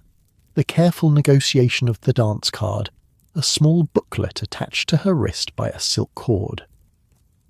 Each dance of the evening was pre-printed on its pages, with space beside each for a gentleman's name. Filling this card was a delicate balance of strategy, obligation, and genuine preference. Eleanor accepted the young man's request, then navigated through the crowd with her mother, exchanging greetings and accepting more dance requests. Mr. Darlington found her almost immediately, securing the first waltz with a smile that didn't quite reach his eyes. "You look enchanting tonight, Miss Hartwell," he said, standing slightly too close. "That shade of blue is celestial." "Thank you, Mr. Darlington," Eleanor replied, taking a small step back. "You're most kind." "I shall count the minutes until our dance," he said, his gaze intense enough to make her uncomfortable. Before she could respond, another voice interrupted. Mr. Buisette, Thornfield's. "Miss Hartwell, Mrs. Hartwell," he greeted them with a bow. "You both look radiant this evening." Eleanor's pulse quickened at the sight of him in formal evening attire. Black tailcoat, white waistcoat, pristine gloves. His cravat was tied in the most fashionable style, and his hair was neatly combed, though one lock rebelliously curled over his forehead. "Mr. Thornfield," her mother acknowledged. "How fortunate to encounter you early in the evening. Eleanor's card is filling rapidly." This was her mother's none too subtle way of telling him to stake his claim before all the dances were spoken for. "In that case," he said with a slight smile, "might I request the honour of the supper dance, Miss Hartwell?" and perhaps the final waltz as well. The supper dance, the set immediately preceding the meal, was particularly significant. The gentleman who partnered a lady for this dance would escort her to supper afterward, allowing for actual conversation. And the final waltz was equally meaningful, a statement of serious interest. "I would be delighted," Eleanor replied, offering her dance card and pencil. As he wrote his name in the appropriate spaces, she noticed him glance at the charm on her fan. The corner of his mouth twitched upward slightly, a private acknowledgement of their secret. By the time the orchestra struck up the first quadrille, Eleanor's card was full, a relief and a triumph. An empty dance card was a public humiliation no young woman wanted to endure. Her first partner was perfectly polite but utterly forgettable, one of dozens of young men making the rounds of the season in search of a suitable wife. The steps of the quadrille were complex enough to prevent much conversation, which was probably for the best since he seemed to have nothing to say beyond comments about the weather. The second dance brought Mr. Darlington. From the moment he took her gloved hand, Eleanor felt tense. He held her slightly too close during the turns, his fingers pressing a fraction too firmly against her waist. "You dance divinely, Miss Hartwell," he murmured, his face uncomfortably near hers during a promenade. "Thank you," she replied, subtly increasing the distance between them. "The orchestra is exceptional tonight." "I've called it your home 3 times now," he continued, ignoring her attempt to redirect the conversation. "I was beginning to think you were avoiding me." Eleanor's chest tightened, and not just from the corset. His tone held an edge of accusation that was most improper. "My mother and I maintain a busy social calendar," she said carefully. "We're rarely at home these days." "Yet you seem to find time for Thornfield," he observed, his smile not reaching his eyes. She was saved from responding by the dance formation, which temporarily separated them. When they came together again, she deliberately kept the conversation to the most banal topics. The decorations, the guest list, the weather yet again. When the dance ended, he held her hand a moment longer than propriety dictated. "Until next time, Miss Hartwell." She curtsied briefly and retreated to her mother's side, subtly flexing her fingers to dispel the unpleasant sensation of his grip. "Mr. Darlington seems quite taken with you," her mother observed. "He seems intense," Eleanor replied cautiously. "Intensity can indicate passion," her mother said, "not an undesirable quality in a husband." Eleanor bit back a response. What did her mother know of passion? Her marriage to Eleanor's father had been arranged for financial security and social standing, the Victorian ideal of a sensible match. The evening progressed through country dances, another quadrille, and a lively polka. Eleanor's feet ached in her satin slippers, and her corset seemed to tighten with each passing hour. Yet the anticipation of the supper dance kept her spirits high.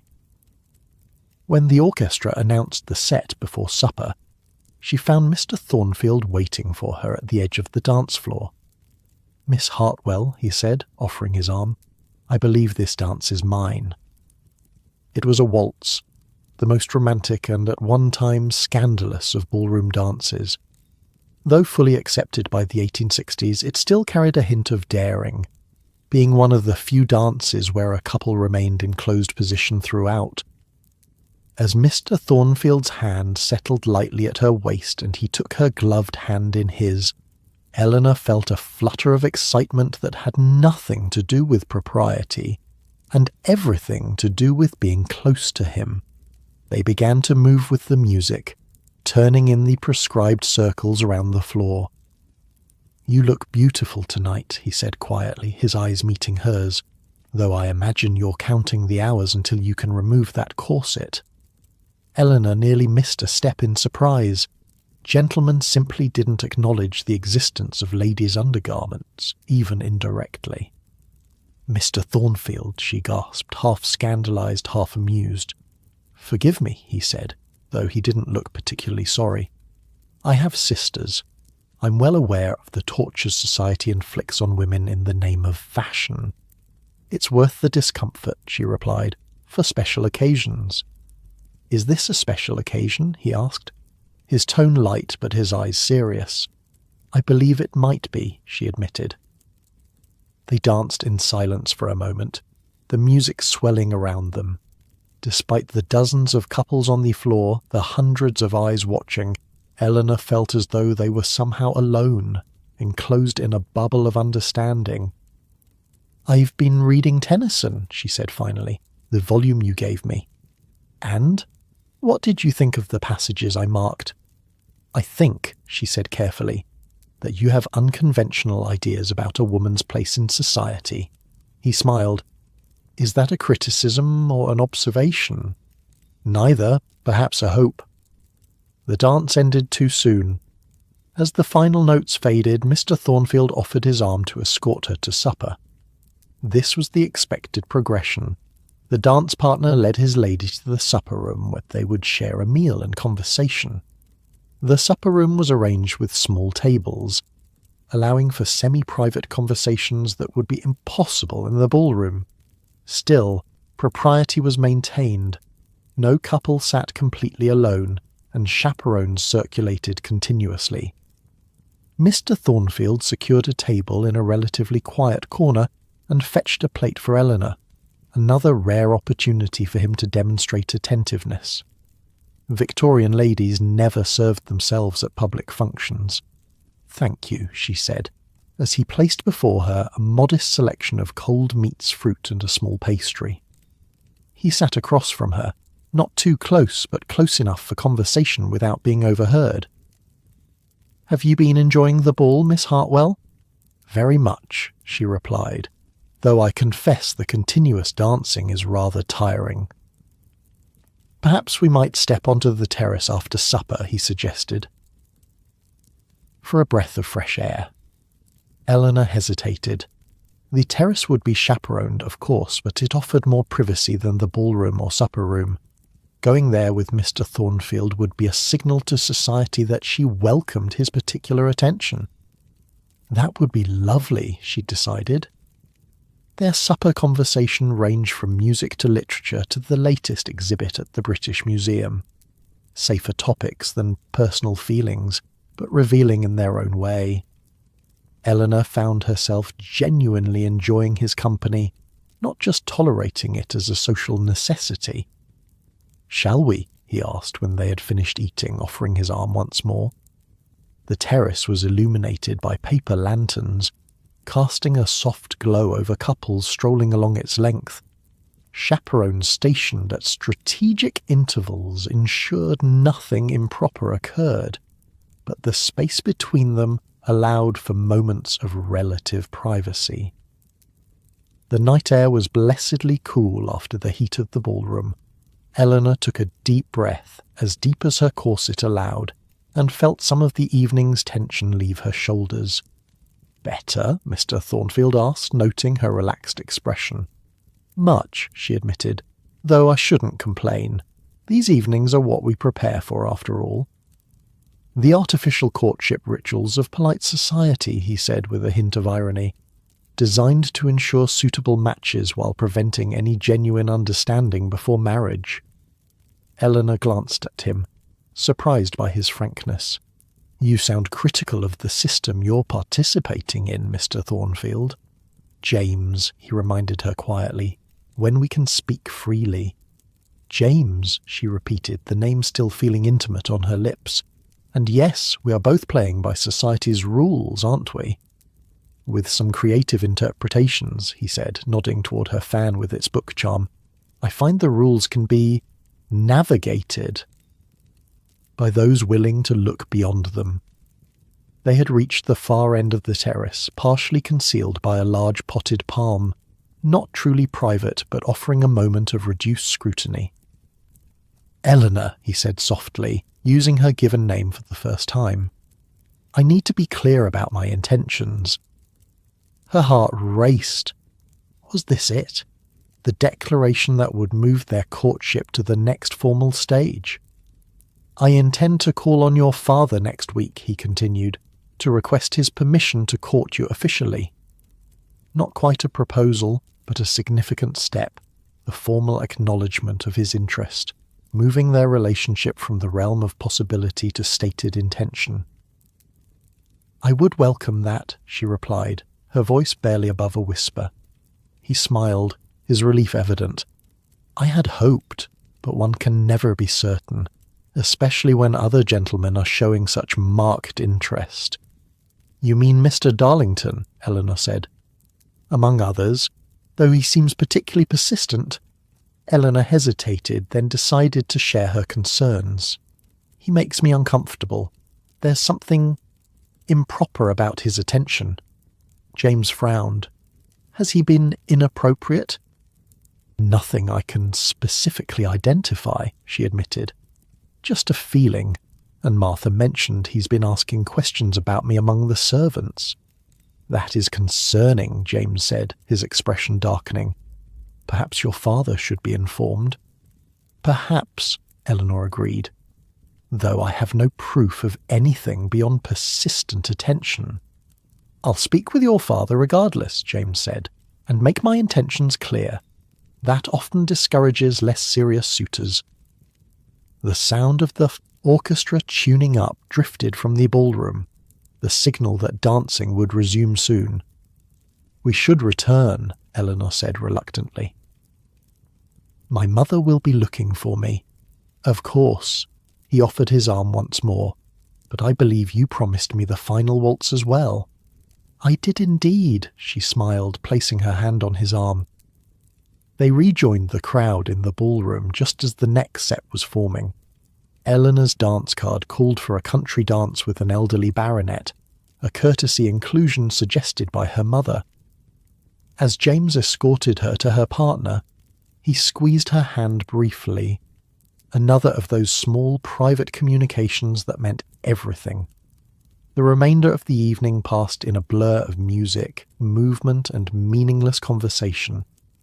Eleanor danced each dance dutifully, smiled at compliments, and answered polite inquiries, but her mind was fixed on the final waltz and on James's declaration of intent.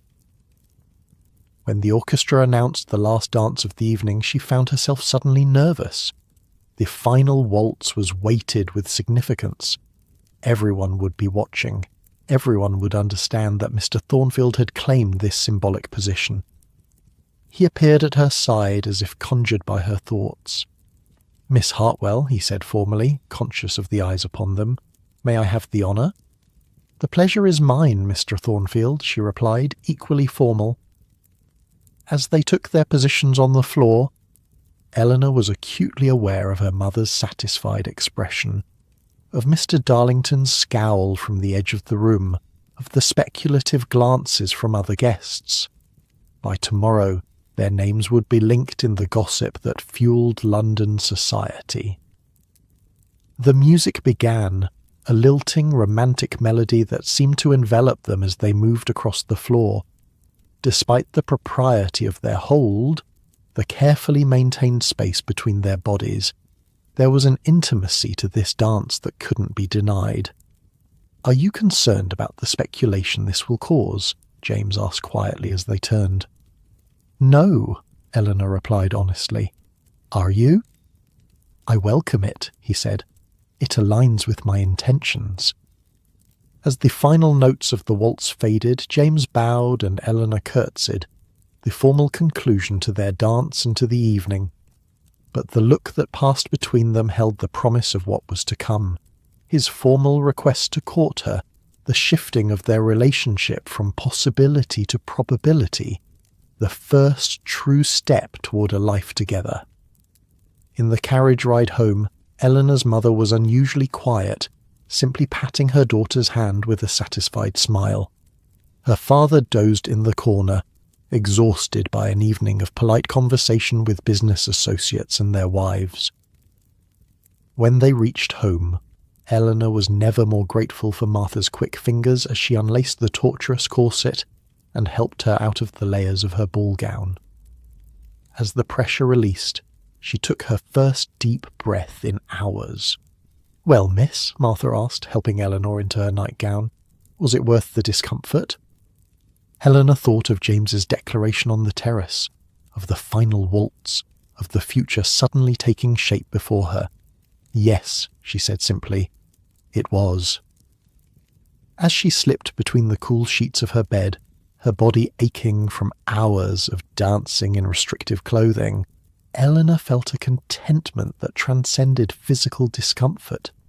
The elaborate dance of Victorian courtship was exhausting, frustrating, and often ridiculous.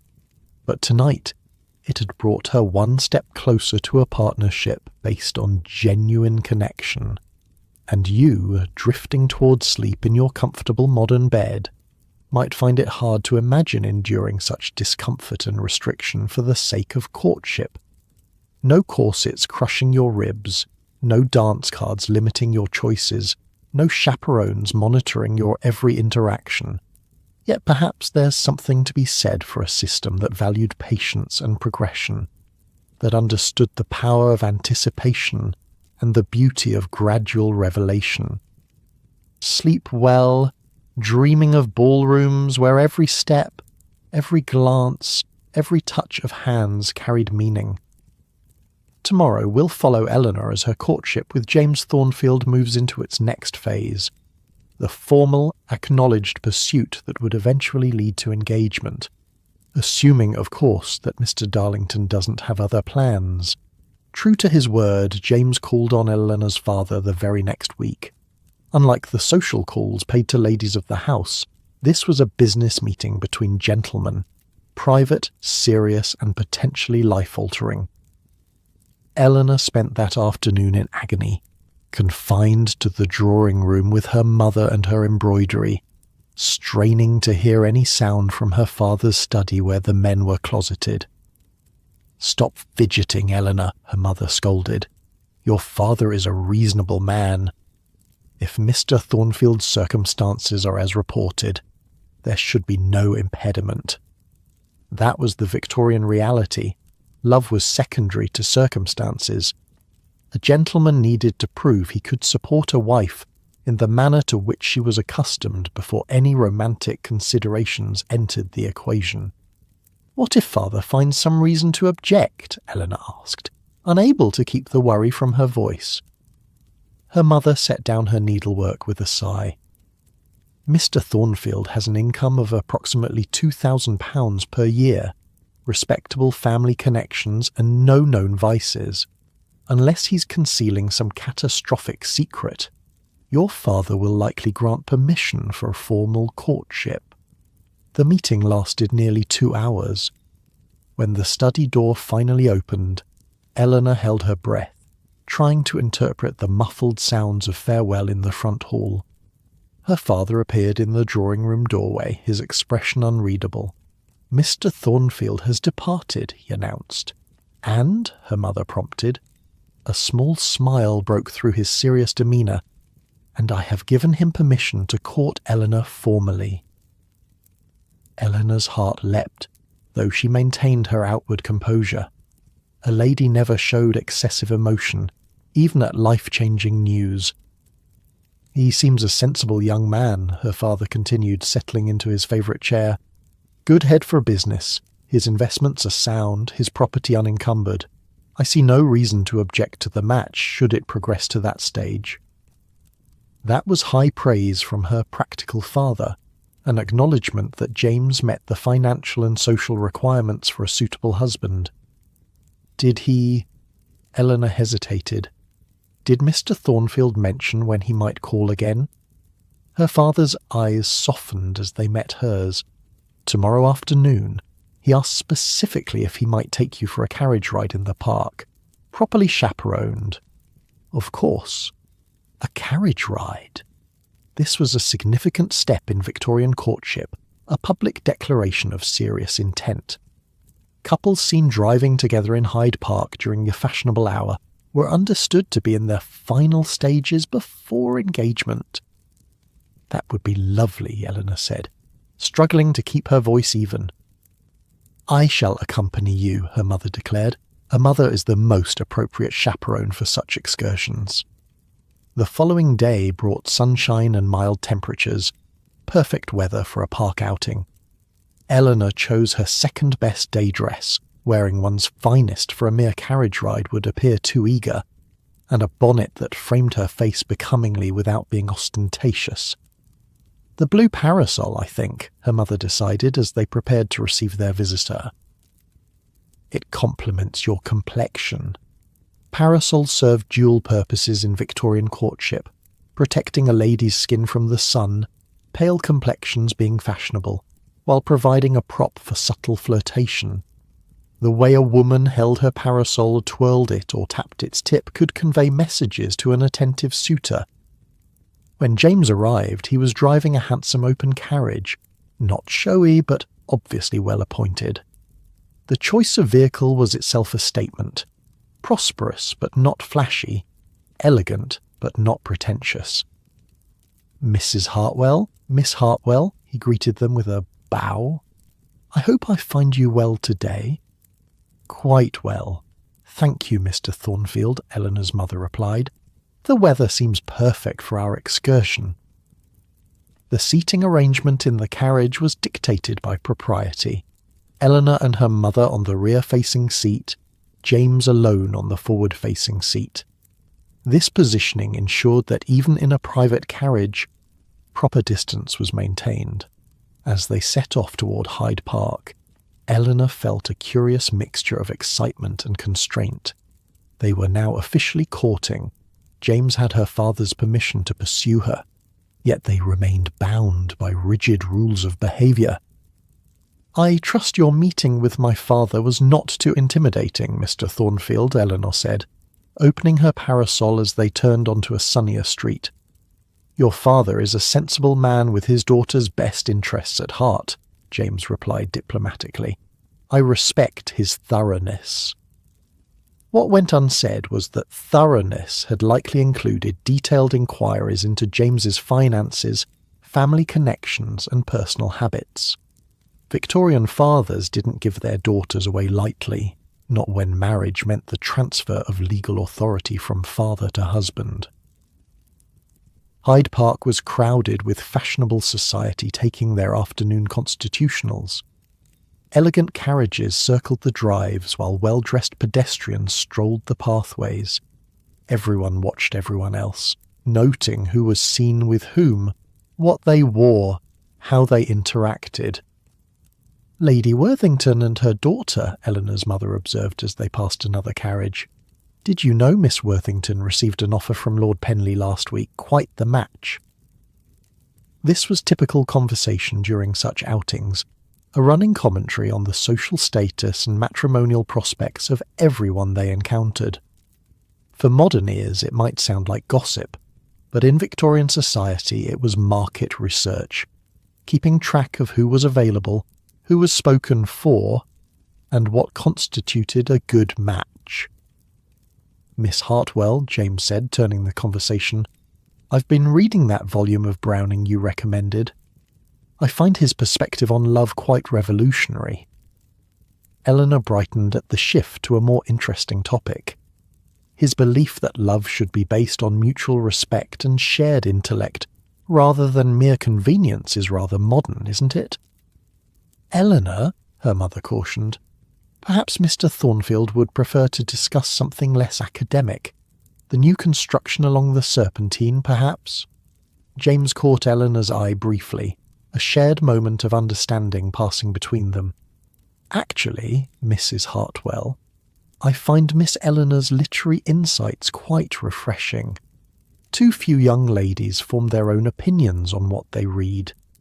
Her mother looked somewhat taken aback, but not displeased. A gentleman expressing admiration for her daughter's mind was unexpected but not unwelcome.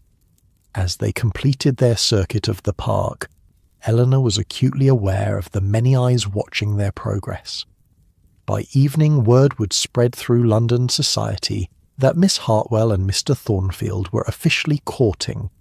The carriage ride was both a private pleasure and a public announcement. "I wonder if I might call tomorrow," James said, as he handed them down at their front door after the drive.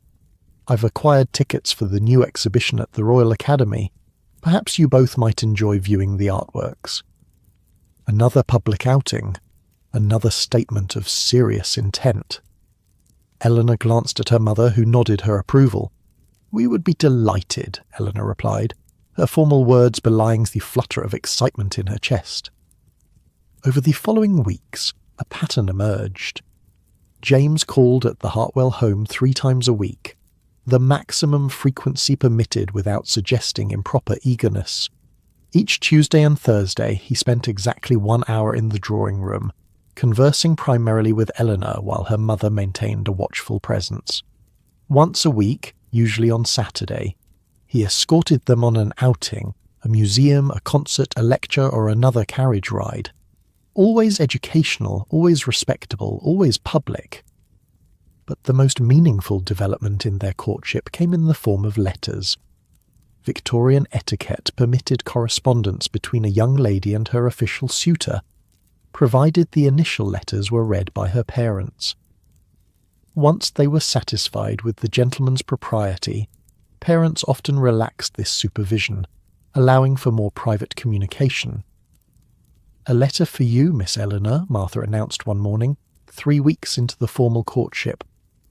"From Mr. Thornfield. Your mother has already reviewed it." Eleanor accepted the envelope with studied casualness, though her fingers itched to tear it open immediately. Only when she was alone in her room did she break the seal and unfold the thick cream paper. "My dear Miss Hartwell, I hope this letter finds you well. Our conversation yesterday regarding Browning's Rabbi Ben Ezra left me with further thoughts I wished to share. While I understand convention dictates that letters between us should focus primarily on arrangements for future meetings or polite inquiries after health, I find myself hoping that we might, perhaps, establish a correspondence of greater substance. Your insights into Browning's perspective on aging and wisdom were both perceptive and original. I wonder if you might have read his By the Fireside as well. It offers, I think, a beautiful vision of what marriage might be at its best, a true partnership of minds and hearts growing together through life's journey. I look forward to our visit to the Botanical Gardens on Saturday. Until then, I remain your devoted servant, James Thornfield. It was a masterpiece of Victorian letter writing, proper enough to pass a mother's inspection while still conveying deeper meaning. The reference to By the Fireside, Browning's love poem about a couple who had found true intellectual and emotional partnership, was particularly telling. Eleanor immediately sat at her writing desk to compose a reply. Letter writing was an art form in Victorian courtship, an opportunity to express thoughts and feelings that might be inappropriate to voice in person, all couched in acceptable language. Dear Mr. Thornfield, I thank you for your kind letter. I am indeed familiar with By the Fireside and find its vision of marriage most appealing. So many view matrimony as merely a social or economic arrangement, but surely there must be more to a lifelong union than convenience. I have been reading George Eliot's The Mill on the Floss again, and find myself contemplating how differently Maggie's life might have unfolded had she been permitted to develop her intellect rather than having it suppressed as unladylike. Do you not think that minds, like gardens, flourish best when cultivated rather than constrained? I too look forward to our excursion on Saturday. The Botanical Gardens should be most educational. Yours sincerely, Eleanor Hartwell. She sealed the letter, knowing her mother would read it before it was sent. The references were subtle enough to pass inspection while conveying her agreement with James's vision of marriage as an intellectual and emotional partnership. This exchange began a correspondence that rapidly became the most meaningful aspect of their courtship. In person, they were always observed, always performing for society. In letters, they could share thoughts, ideas, and gradually feelings. Of course, Victorian love letters never stated affection directly, not in the early stages. There were no I love yous or passionate declarations. Instead, sentiments were conveyed through literary references, philosophical musings, and careful word choice. By the 6th week of their courtship, their letters had grown longer and more frequent. James wrote every other day, and Eleanor replied to each letter promptly. Her mother, satisfied with the propriety of their exchange, had stopped reading them after the first few weeks. My dear Eleanor, the formal Miss Hartwell had been dropped in their private correspondence. I find myself thinking often of our conversation in the botanical gardens regarding the cultivation of exotic blooms, how some flowers thrive only when given the precise conditions they require, the right soil, the right amount of sun, the right companion plantings. Is it not the same with people? Some flourish in the rigid structure of London society, while others require a different environment to reach their full potential. I sometimes wonder if you, like those tropical orchids we admired, might bloom even more brilliantly in a setting that appreciates your unique qualities. I have been giving much thought to my property in Derbyshire. The house is modest by some standards, but the library is extensive, and the gardens have great potential. It is situated near enough to a village to prevent isolation, yet far enough to provide tranquility. The neighbouring families are few but intellectually engaging. Forgive me if I speak too plainly. Our correspondence has become precious to me, as have our meetings, limited though they are by convention. I remain, as ever, your devoted James. Eleanor read this letter several times, her heart beating faster with each reading. This was as close to a declaration as Victorian propriety allowed before a formal proposal. James was describing a potential future together, gauging her reaction to the life he could offer her away from London society. She composed her reply carefully, aware that her response would signal her readiness, or reluctance, to move toward engagement. Dear James, your description of your Derbyshire home sounds most appealing. I have always found the countryside more conducive to reflection and genuine connection than London's endless social obligations. A good library is, to my mind, essential for contentment. As for gardens, I believe I might have some modest talent for cultivation given the opportunity. My mother's small conservatory has been my particular project these past years. I, too, have come to treasure our correspondence. The ability to share thoughts freely is a rare gift in a world so bound by convention. With sincere regard, Eleanor. It was, by Victorian standards, practically a declaration of love.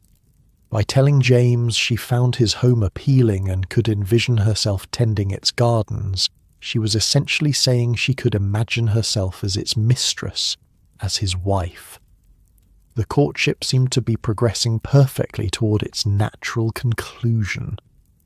But there was one complication that increasingly cast a shadow over Eleanor's happiness: Mr. Darlington. Despite James's clear position as Eleanor's official suitor, Mr. Darlington persisted in his attentions. He called at the Hartwell home regularly, though Eleanor's mother increasingly claimed they were not at home to him. He appeared at every social function they attended, always managing to secure a dance or a moment of conversation. I noticed Thornfield escorted you to the Henderson concert last week, he commented during one such encounter. How domestic he seems, quite the settled gentleman. There was something in his tone, a subtle mockery that made Eleanor uncomfortable. Mr. Thornfield is very thoughtful, she replied neutrally. Thoughtful? Yes, Mr. Darlington smiled without warmth. And cautious, very cautious about his investments. Before Eleanor could respond to this odd statement, he had moved on, leaving her with a vague sense of unease. I don't like the way Mr. Darlington looks at you, Martha commented as she brushed Eleanor's hair that night. There's something not right there. He seems persistent, Eleanor agreed, even though it must be clear to everyone that my attentions are engaged elsewhere. More than persistent, Martha said darkly. Cook's nephew works in the Darlington kitchen. Says Mr. Darlington has been asking all sorts of questions about Mr. Thornfield. Where he goes, who he sees, not natural, that. This was concerning. The servants' network was an invisible but powerful information channel in Victorian society. If Mr. Darlington was using it to gather intelligence on James, his interest went beyond normal competitive courtship. "Has he discovered anything of note?" Eleanor asked, trying to sound casual. "Not that I've heard," Martha replied. "Mr. Thornfield seems a proper gentleman with nothing to hide. But still, it ain't right. One gentleman prying into another's business like that." Eleanor mentioned the matter to James during their next carriage ride, her mother dozing lightly across from them, a rare moment of semi-privacy. "Mr. Darlington has been making inquiries about you," she said quietly, "through the servants." James frowned. "That's unusual, and somewhat concerning. Has he approached you directly?" "Nothing I could specifically object to," Eleanor admitted. "Just persistent attention despite clear discouragement." "I shall speak with your father," James decided. "He should be aware of this behaviour." "Is there something Mr. Darlington might discover?" Eleanor asked hesitantly. "Some reason for his interest in your affairs?" "Nothing dishonourable," James assured her. "My business and personal life are transparent, but I don't care for the idea of being investigated, particularly by a man who continues to pursue you despite our understanding." Their conversation was cut short as her mother stirred, but the incident left Eleanor troubled. Victorian society operated on strict codes of honour among gentlemen. Mr. Darlington's behaviour, investigating a rival, persisting in attentions to a lady clearly being courted by another, violated those codes. The matter came to a head unexpectedly the following week. James had taken Eleanor and her mother to a small gallery exhibition. As they examined a landscape painting, Eleanor sensed someone approaching from behind. "Miss Hartwell, Mrs. Hartwell," Mr. Darlington's voice was smooth as silk. "What a pleasant surprise! And Mr. Thornfield as well. How cosy." James turned, his expression polite but cool. "Mr. Darlington?" "I was just admiring this painting," Mr. Darlington continued, gesturing to the landscape. "Reminds me of the view from Thornfield's property in Derbyshire. You've visited, of course, Mrs. Hartwell. Charming place, though I understand the neighbouring estate is considerably grander." There was something in his tone that sent a chill down Eleanor's spine. The reference to James's home was too specific, too pointed. "We have not yet had the pleasure," her mother replied, clearly puzzled by the question. "No? How curious." Mr. Darlington's smile didn't reach his eyes. "One would think, given the progression of events, that you would have inspected your daughter's future home." The implication was clear and improper. Engagements were not discussed publicly before they were official. By suggesting that Eleanor and James were already planning marriage, Mr. Darlington was attempting to create scandal. James stepped forward slightly, his voice low but firm. "Mr. Darlington, I believe you've forgotten yourself. Your comments border on the inappropriate." "Do they?" Mr. Darlington's eyes narrowed. "I merely express concern for Miss Hartwell's future happiness, especially given certain rumours about your business ventures in Liverpool." Eleanor felt her mother stiffen beside her. James's face remained impassive, but she noticed a muscle working in his jaw. "I assure you, my business affairs are sound," he said evenly. "Now, if you'll excuse us." He guided Eleanor and her mother away, leaving Mr. Darlington standing alone by the painting. "What was that about Liverpool?" her mother whispered as they moved to another room. "Nothing of consequence," James replied. "Mr. Darlington appears to be grasping at straws to create discord. I have investments in Liverpool, as in several other cities, all of which are completely above board. But the seed of doubt had been planted, exactly as Mr. Darlington had intended.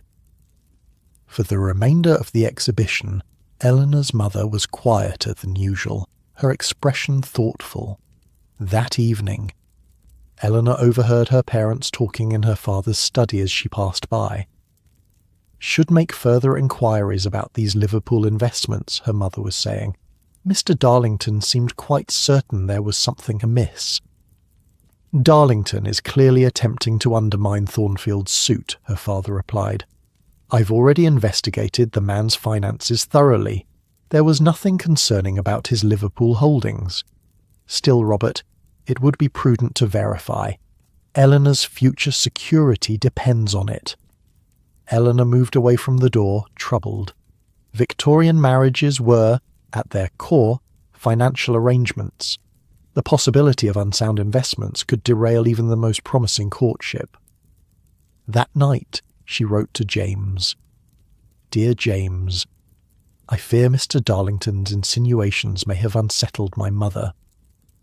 While my father seems satisfied with his initial inquiries into your circumstances, there is talk of further investigation regarding your Liverpool interests.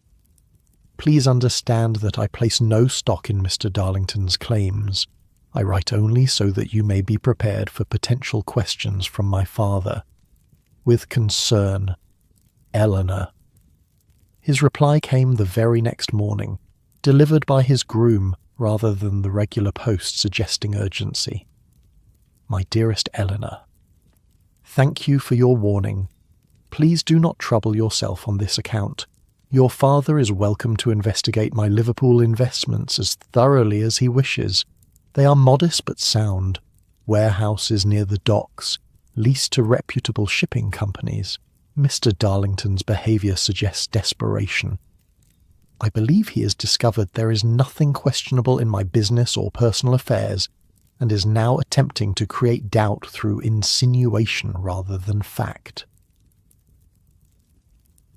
I had planned to wait another 2 weeks before speaking with your father again, but perhaps it would be best to accelerate matters. With your permission, I shall call on him tomorrow to address these concerns directly and to make my final intentions clear. Until then, I remain yours devotedly, James. Eleanor pressed the letter to her heart, understanding its significance. James was going to propose, formally, officially, sooner than planned, to prevent Mr. Darlington's machinations from gaining traction. Victorian courtships typically lasted several months before progressing to engagement. Theirs had been relatively brief, just over 7 weeks. But circumstances sometimes necessitated adjustments to the traditional timeline. As she drifted off to sleep that night, Eleanor found herself hovering between anxiety and excitement. By this time tomorrow, her future might be decided, either moving forward toward marriage to James, or derailed by Mr. Darlington's mysterious allegations. You, in your modern bed, might find all this intrigue and formality exhausting. Today, you can simply block someone's number if they're causing problems in your relationship.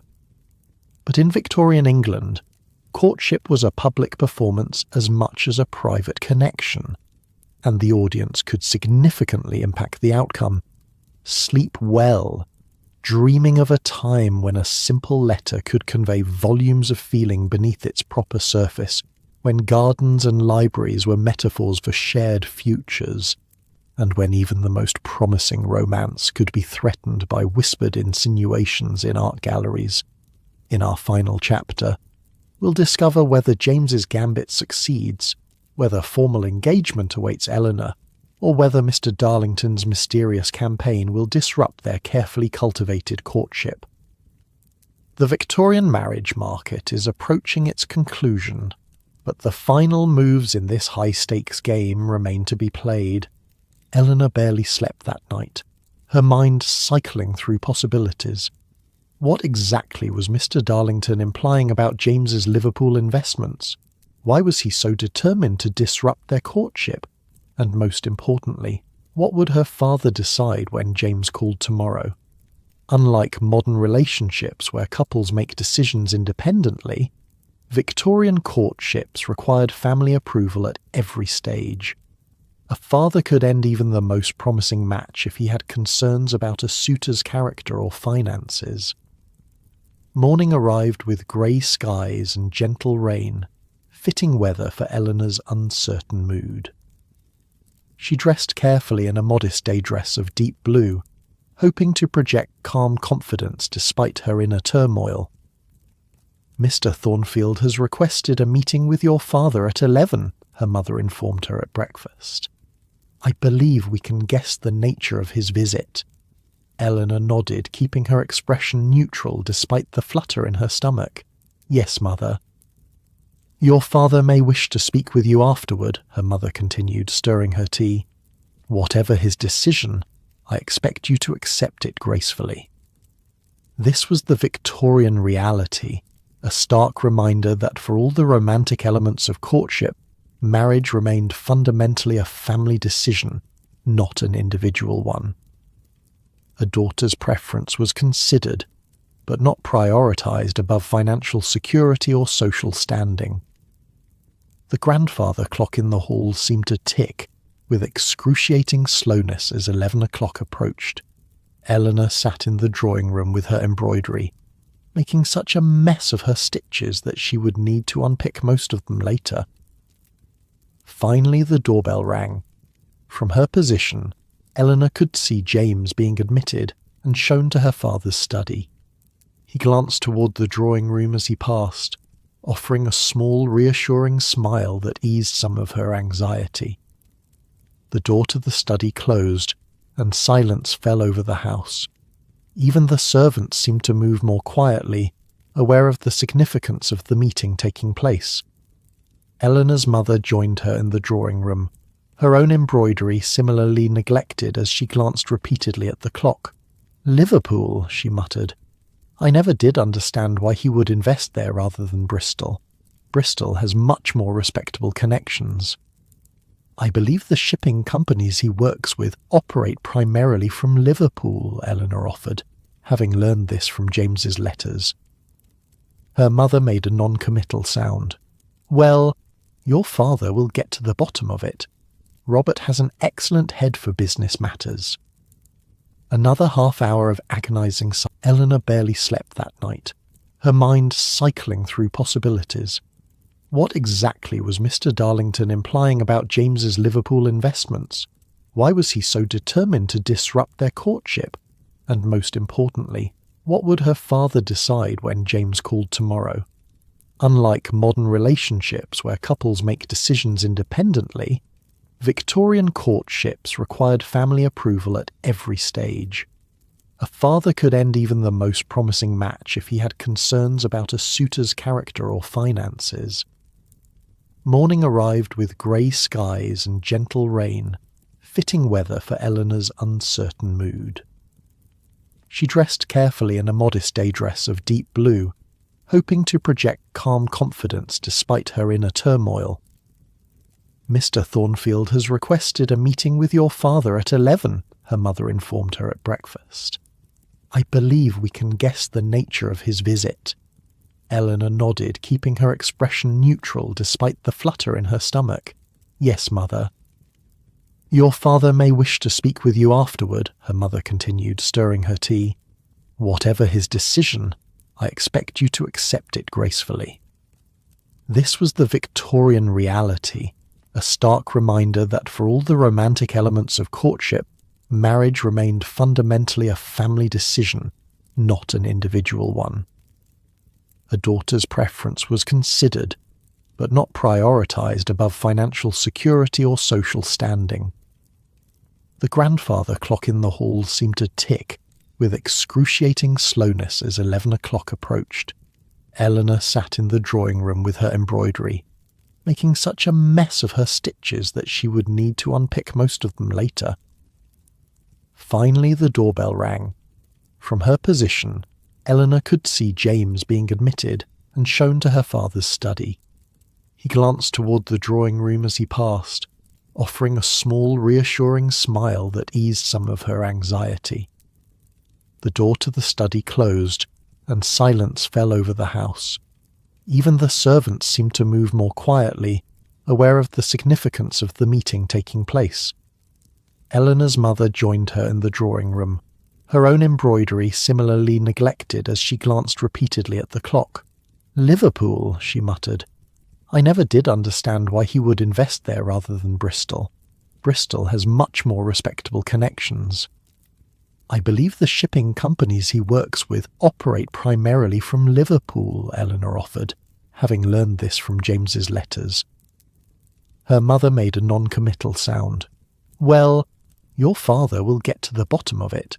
Robert has an excellent head for business matters." Another half-hour of agonizing silence passed. Eleanor could hear the low murmur of male voices from the study, but couldn't make out any words. Was that a good sign? Surely if her father was rejecting James's suit, the meeting would have ended more quickly. Finally, the study door opened. Eleanor and her mother both looked up, attempting to appear casually occupied rather than anxiously waiting. James appeared first, followed by her father. Both men were smiling, a promising sign. "Mrs. Hartwell, Miss Hartwell," her father said formally, though his eyes twinkled. "Mr. Thornfield has something he wishes to discuss with Eleanor. Perhaps we might grant them a few minutes of conversation, with the door open, of course." Her mother raised an eyebrow but nodded, setting aside her embroidery.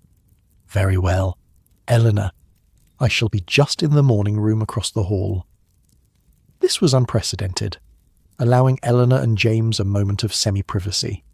Whatever had transpired in that meeting had clearly satisfied her father completely.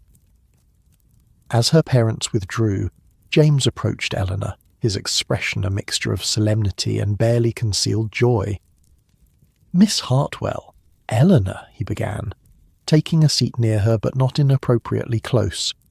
"I have just had a most satisfactory conversation with your father." "I'm glad to hear it," she replied, her voice steadier than she felt.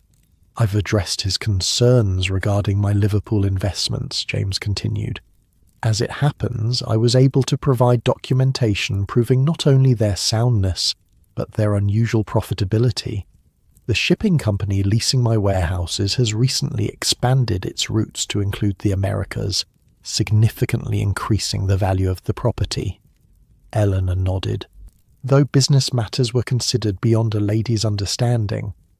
"I'm pleased that's been clarified." "There's more," James said, his voice lowering slightly, though still perfectly audible, to anyone who might be listening from the hall. "I've been investigating Mr. Darlington's unusual interest in my affairs." "And?" Eleanor prompted when he paused. "It seems Mr. Darlington has significant gambling debts," James explained. "He's been seeking a wealthy marriage to resolve his financial difficulties. Your father was unaware of your dowry's precise appeal to a man in such circumstances." Eleanor's eyes widened. Her dowry was modest but respectable, certainly enough to clear the debts of a desperate man. "I've provided your father with proof of these allegations," James added, "from sources he trusts implicitly. Mr. Darlington will no longer be received in this house." This explained everything. Mr. Darlington's persistence despite clear discouragement, his attempts to undermine James, his increasingly desperate tactics. He hadn't been pursuing Eleanor out of genuine interest but as a financial solution to his problems. "I'm grateful you discovered this," Eleanor said sincerely. James smiled, reaching into his waistcoat pocket. "With that unpleasantness addressed, I have something far more important to discuss with you." Eleanor's heart began to race as he withdrew a small velvet box, the unmistakable sign of what was to come. "Miss Eleanor Hartwell," he said, his voice warm but formal, "over these past weeks, I have come to admire and esteem you more than any woman of my acquaintance. Your intelligence, your gentle spirit, your strength of character, all have convinced me that we might find great happiness together." He opened the box, revealing a ring with a modest but beautifully set sapphire surrounded by tiny diamonds. "Would you do me the very great honour of becoming my wife?" Despite knowing this moment was coming, despite the practical discussions that had preceded it, Eleanor felt a surge of genuine emotion. This wasn't just a business arrangement or social obligation. James was offering a partnership based on mutual respect and growing affection. "Yes," she said simply, "I would be honoured to accept." James smiled, relief and happiness evident in his expression. He carefully took the ring from its box and placed it on her finger, one of the few instances where physical contact was permitted before marriage. "It was my grandmother's," he explained. "The sapphire reminded me of your eyes." Before Eleanor could respond, her parents reappeared in the doorway, her father beaming and her mother wiping away a suspiciously moist eye. "I take it congratulations are in order," her father said. "Indeed, sir," James replied, standing to shake her father's hand. "Miss Hartwell has made me the happiest of men." What followed was a flurry of activity that would be familiar to engaged couples of any era, albeit with a Victorian twist. Within days, the formal announcement appeared in the Morning Post. "A marriage has been arranged and will shortly take place between Mr. James Thornfield, of Thornfield Hall, Derbyshire, and Miss Eleanor Hartwell, daughter of Mr. and Mrs. Robert Hartwell, of Grosvenor Square, London." This public declaration transformed Eleanor's social position overnight. As an engaged woman, she enjoyed new freedoms unimaginable to single girls. She could correspond with James without supervision. They could drive out together with a companion seated discreetly on the opposite side of the carriage rather than beside Eleanor. They could even, scandalously, hold hands when unobserved. "You realise," James said during one such carriage ride, their gloved fingers interlaced between them, "that once we're married, I may hold your hand whenever I wish." "How shockingly improper," Eleanor teased, squeezing his fingers gently. Her mother, sitting opposite them, pretended not to notice this display of affection. The rules relaxed somewhat for engaged couples, particularly as the wedding approached. The wedding itself was set for 3 months hence, a respectable interval allowing for adequate preparation without suggesting undue haste or delay. During this time, Eleanor devoted herself to assembling her trousseau, the collection of clothing, linens, and personal items a bride brought to her marriage. "You'll need at least 24 chemises," her mother declared, reviewing the lists with Eleanor and Martha, "and no fewer than 18 night dresses, plus morning gowns, day dresses, walking dresses, dinner dresses, and at least 3 ball gowns for your first season as a married woman." Martha whistled low under her breath at the sheer volume of items. "That's a lot of sewing, Mrs. Hartwell." "We'll engage additional seamstresses," her mother replied practically. "Miss Eleanor must be properly outfitted for her new position." A Victorian trousseau was more than just clothing. It was a statement of the bride's family's wealth and her preparedness for married life. Every item would be meticulously crafted, often hand-embroidered with Eleanor's initials, soon to become E.T. rather than E.H. While Eleanor focused on her trousseau, James saw to preparing their future home. Thornfield Hall in Derbyshire would be their primary residence, but he also leased a modest townhouse in London for the occasions when they needed to be in the city. "The library at Thornfield has been reorganised," he told Eleanor during one of their now daily visits. "I've added several shelves of modern novels I thought you might enjoy, and botanists' journals for the gardens." These practical preparations were the Victorian equivalent of modern couples shopping for furniture together or discussing which streaming services to share. Less romantic than love letters, perhaps, but equally important to building a life together. As the wedding approached, Eleanor found herself spending more time with James's family. His mother, a gentle widow who welcomed Eleanor warmly, and his 2 sisters, both already married with children of their own. James has always been different from other gentlemen, his younger sister Catherine confided during a tea visit.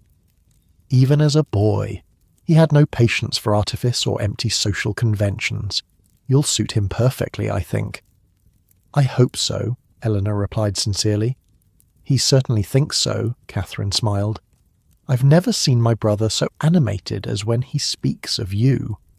Mother says he's written more letters in the past 3 months than in the previous 3 years combined. This glimpse into James's perspective warmed Eleanor's heart. Victorian courtship, for all its rules and formalities, didn't preclude genuine emotional connection. It just channeled it through socially acceptable outlets. One afternoon, 2 weeks before the wedding, James called at the Hartwell home with an unexpected